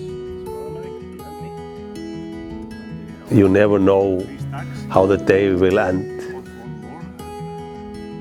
You go out 8 o'clock in the morning hunting reindeers, you have no idea where they are, or yes, you have maybe an idea, but you don't know they have feet, so they can walk far distance on short time. So in fact, you never know how the day will be, and where you will hunt, and when you will come home. So for my wife Berglind, that can be difficult for her also, because I'm not around 2 months a year. I'm never home.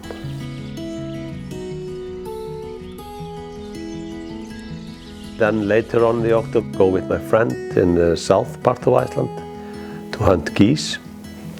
There are plenty of geese around there, and then in November is the ptarmigan season. the white bird living up in the mountain. And I love that hunting for myself, and that is our Christmas food, so I am born and raised with this. This hunting, my father was a hunter, and that is where I get this thing from. But very important that we are doing that on a sustainable way. That is, we will never, or I would never like to destroy some species. We are always just using the nature in a good way. And that is of course the best meat you can get.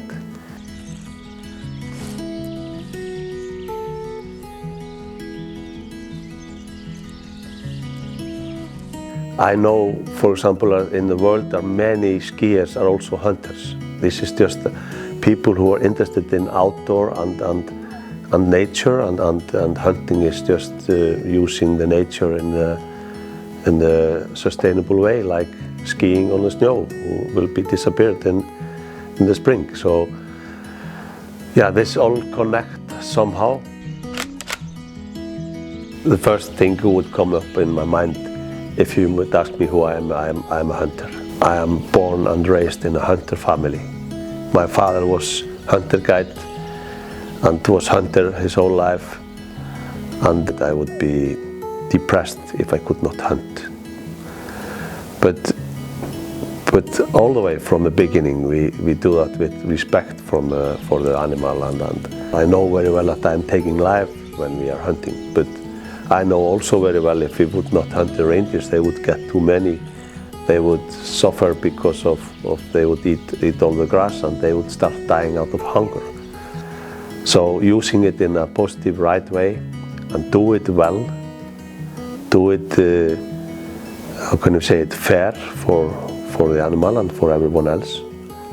That's me. But then is this, of course, all together is Sævar Guðjónsson is, and I cannot maybe ascribe that what is higher or better or whatever, but I am just an outdoor person. That is maybe the only way to describe me. Yeah, in the walking week we take the kids, park the cars here, and then we just have to hire 200-300 meters up, and then we go along the ridge. Very safe and easy, but the kids, they really get the mountain feeling and the mountain view. They are on the top of the mountain with view over the whole fjord. That is great to do for the kids, to try to teach them to enjoy nature. To go out skiing with my family is of course just one of the best things you can do with your family together. If you talk about Icelanders, only Icelanders, this is a family sport, real family sport.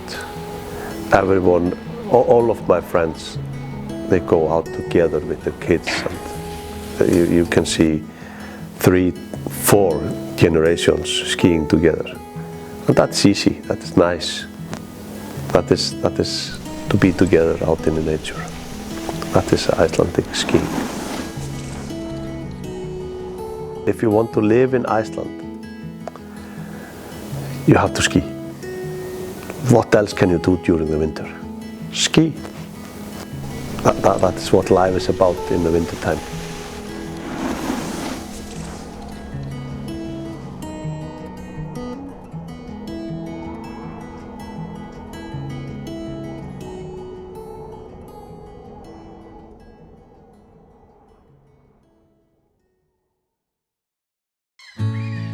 In our journey through the 4 corners of Iceland, we find one man at the heart of it all.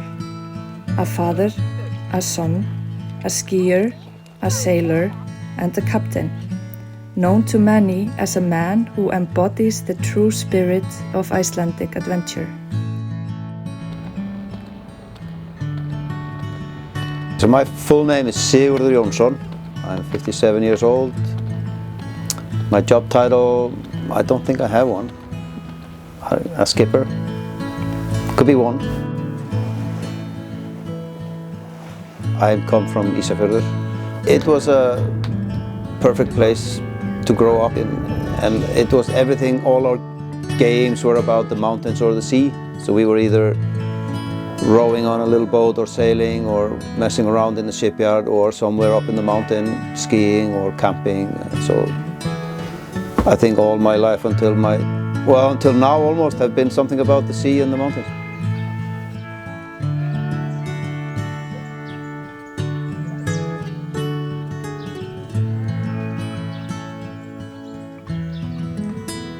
There was a lot of skiing in my family. My grandfather was raced, and my uncle went to the Olympics. But I was maybe a little bit like my father, that we were always skiing and around the skiing, but never competitive racers or anything like that. So I just remember going with my dad when I was some of my earliest memories were going with him. But that was quite often maybe to go to a hut with some supplies for some campers or something like that, rather than actually just racing or anything like that.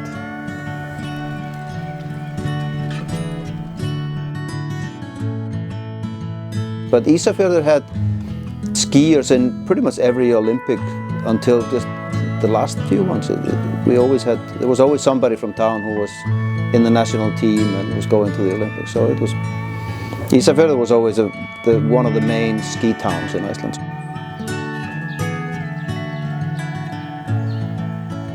I think it is, sometimes it's a coincident culture. If something grows out of a coincidence in the beginning and then it sticks.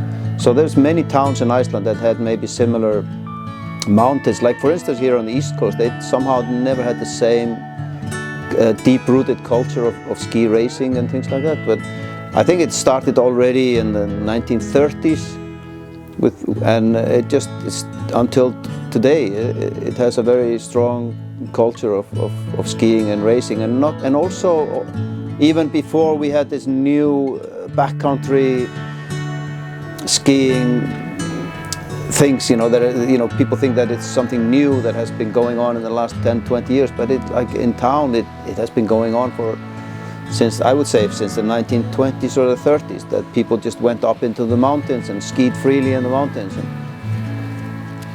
it's a continuation of the same tradition, I think.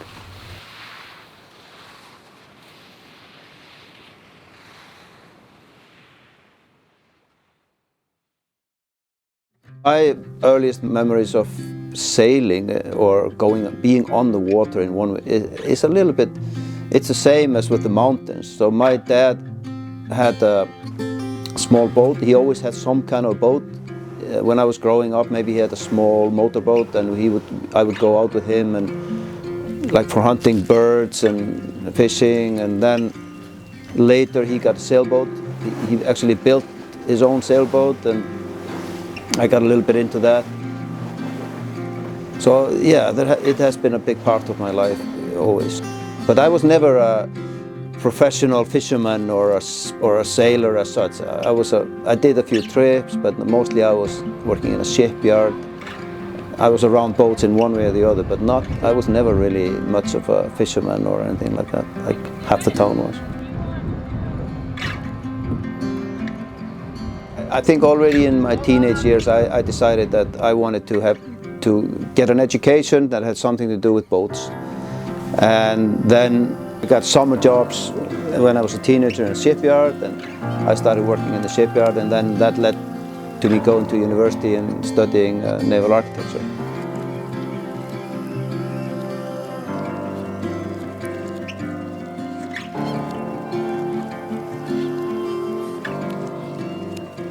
All my life I had my eyes on the outdoors. Maybe I'm just such a childish person. I mean, I just want to be playing outdoors.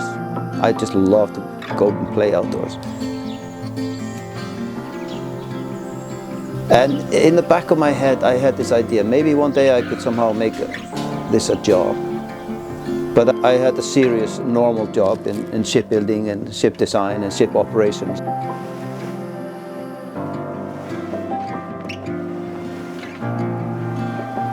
I met a couple of guys, British guys, legendary, each of their own field somehow. So Sir Robin Knox Johnston, who was a a sailor, and Chris Bonington, who was a kind of a famous mountaineer.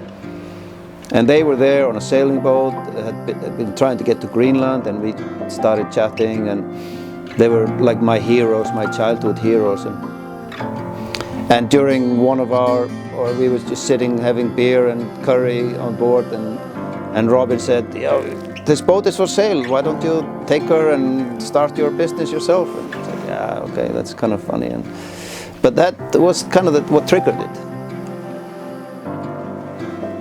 I went home and I started, why not? Maybe this is an opportunity to do this, and it may not be the perfect boat, but it's a good size and we can make it work. And I got a couple of friends with me, and we started looking at if this could make some kind of business sense, which probably never did, but enough that we decided to buy this boat.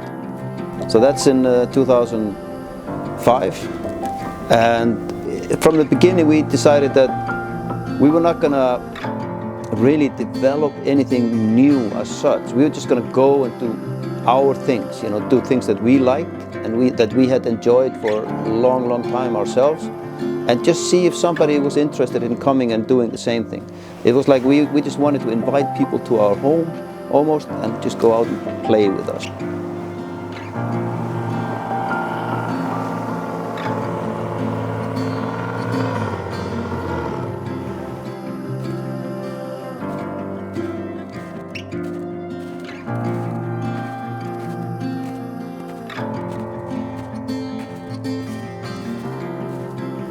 Actually, our good friend Jökull Bergman did the first ski trip with us in the spring of 2006, and he came back on many trips after that until he got stuck up in the air with all his helicopters, and he's done a wonderful career with that and a great business after that.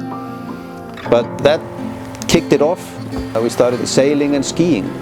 In the beginning it was more like a summer job, but slowly that consumed my whole life somehow, and I kind of left the shipbuilding world behind and just continued with sailing and skiing. And then again, it combined these two things, the ocean and the mountains.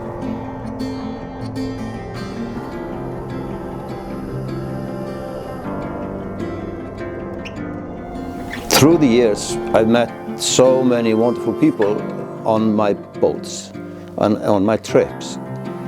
And I think what most of them have in common is just some kind of not necessarily a quest for adventure, but somehow just an honest quest for just going and play outside in the nature. I mean, they may be skiers, but they also enjoy being on the boat, but they also want to ask about the culture. They want to have, eat the local fish, and they want to know what's going on with the fishing industry. So I think it's like common with most of these people is just curiosity about the world and people, and want to be with other people in the nature.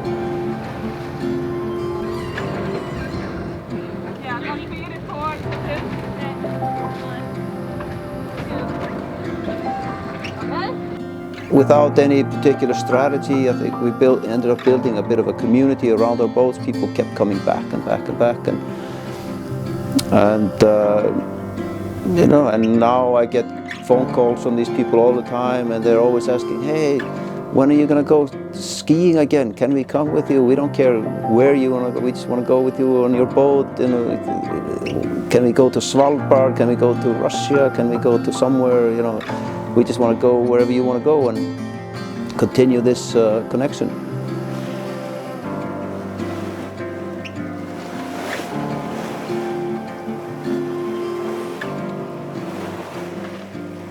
Oh, it's giving me so much to be part of this community somehow. I mean, I'm not sure if maybe I was a bit of an instigator, but I'm not. It's not created by me. It's some kind of a co-creation. It's something that happens when you put these people together. It's not. I mean, I may have facilitated and provided the platform, but it's like some magic happens that is out of my control.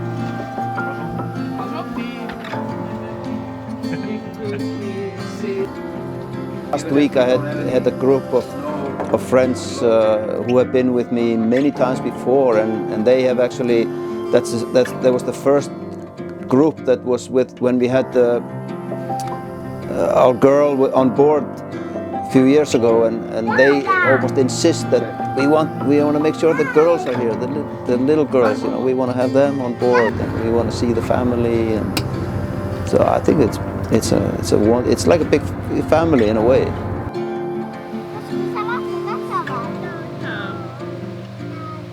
Many things have happened through the years with me, and I mean, I started with our Arctica, but 2 years ago I left that somehow. I don't have any connection to that anymore, and now it's more like it's just me and the family. It's me and Annuka and our girls, and it's much less of a business now.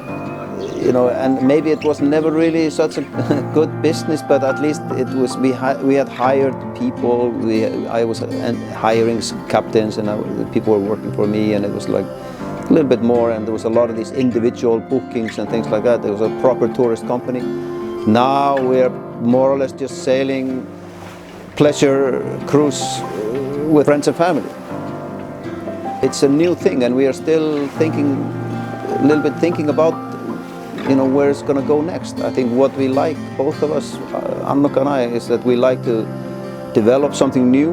We like to run these kind of pilot projects and maybe do some special charter expeditions and science-related projects.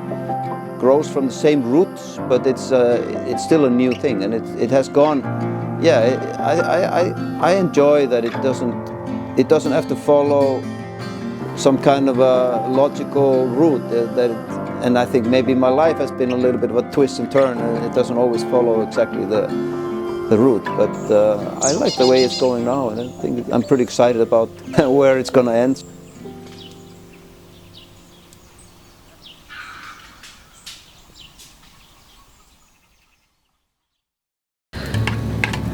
My name is Annuka Pekkarinen. I grew up in Finland.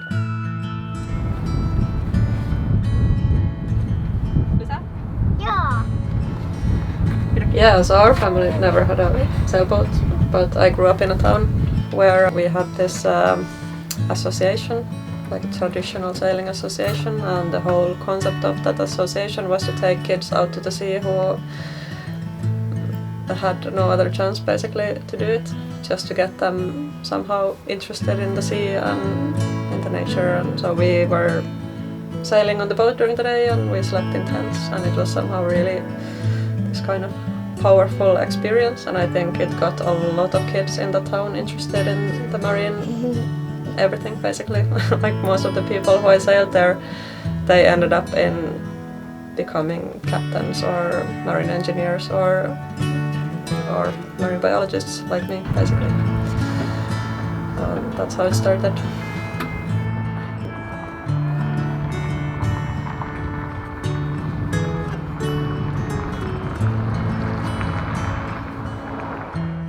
I think it's really important that if you want to live this kind of life, that you start it right away when the kids are really small, because then they grow up here, they get used to the environment, they get used to the movement of the boat and how to be on a boat. I think it would be a lot harder to start when they are like in school age or something like that. So it's just kind of growing into it together as a family. We have been kind of wondering that if they grow up like this, that maybe when they're teenagers they will just want to go and do their own thing. They will never step on a sailboat again. Who knows? But it's up to them to decide.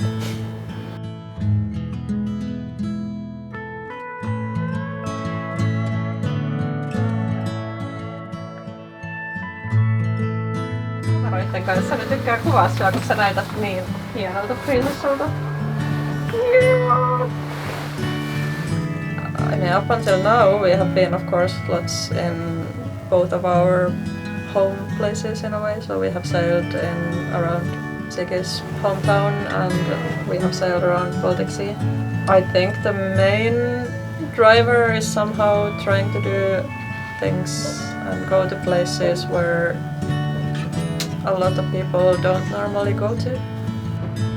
So I actually think that the best thing about sailing and sailing ships is the community, or the kind of feeling that you are in a boat with 10, 12 people. And it's a really special kind of connection because you live so close to each other. You get to know good sides and the bad sides of everyone where you're in some kind of a tight setting. Let's see if we can move this whole boom to the other side. So if you let go from that one. I don't think you really get to know a person properly until you are in some kind of a situation that is like unknown to them. That's when you really see how they act and how they, how they react. And mostly, of course, we do really, really nice things, but it is, in a way, an adventure to be in this kind of small boat together with a very tight crew. And I think people get to know a lot of things about themselves, and the other people get to know them really well. So when you let go, it's gonna come pretty quickly, so don't hold on to the rope, like, just let it go. And open the coil before. Open the coil.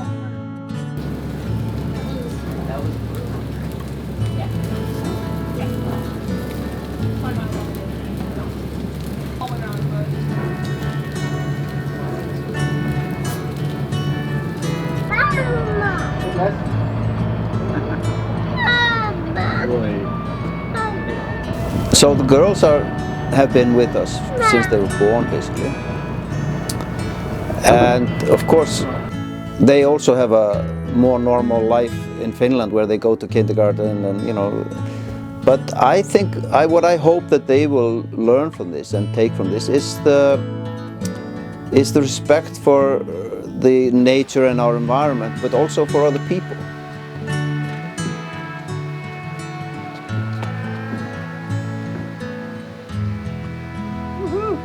I think that is really important for all of us to get a better understanding of how we can live in harmony or as part of the nature.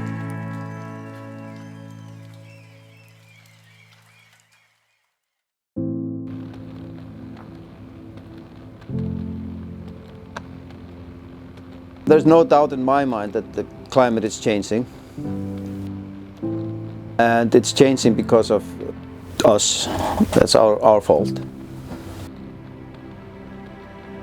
I think it is inevitable that we should stop wasting fossils by burning them. These fossils are not ours to waste. I mean, they belong to my little girls and their grandkids. There's no logic that, one or like 2 or 3 generations should be allowed to waste away, millions and millions of years of fossils. It's 2 things. It's the changing climate, but it's also the intergenerational justice, which I think is equally important. And even if the fossil burning was not changing the climate, we should still not waste it. We shouldn't be allowed to do it. We need to do everything in our power to stop wasting fossil fuel. It's so bad for everything. It's horrible for international politics, the geopolitics. It's a horrible thing. It's a toxic thing for everyone. And I mean, we just need to stop. We need to stop wasting this.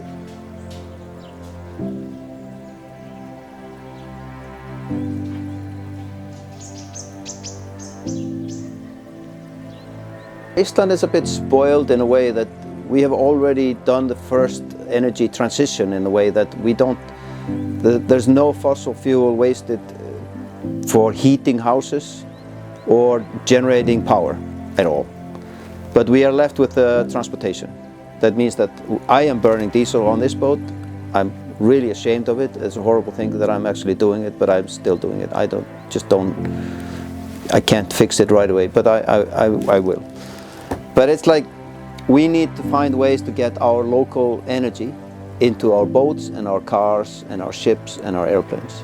And this is what we are working on now. Iceland has made a commitment to make this transition, in less than 20 years. And that's a gigantic challenge. But it's something we need to do, and we should be doing. This is a big thing. It's not about individuals buying a Tesla or something. It's a major political strategic decision that we need the full weight of the whole, government and the whole everything, the system behind this. And it's not about us, little people changing bulbs in our houses and stuff. We're talking about a much bigger thing.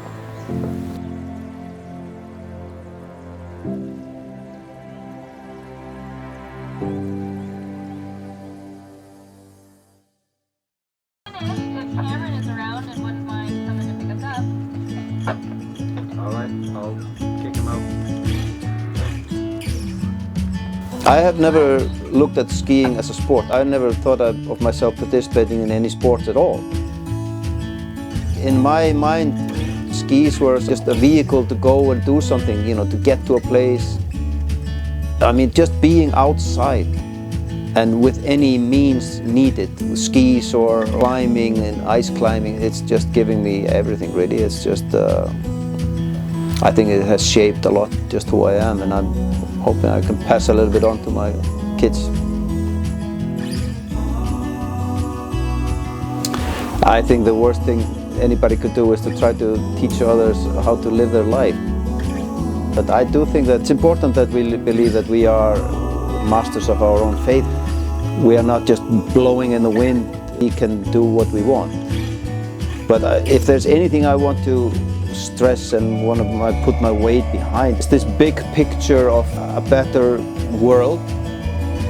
And I think the stopping the fossil fuel is such a good focal point of this battle. I want to go on a little bit of a pirate mission and just fight this bullshit. We should not be wasting this. There's so many good things that come together if we could eliminate the reliance on the fossil fuels. It's a better climate. It's the better justice between, like the intergenerational justice. The geopolitics are going to change. It has endless benefits. This is the most important thing that any one of us could be doing these days.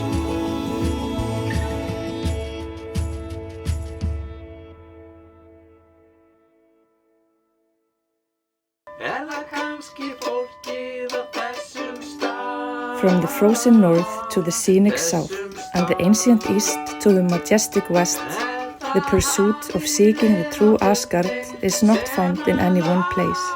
It is found in our people. A realm not in the sky but in our communities, with a spirit of adventure passed through each generation. This is where we can truly find ourselves and each other.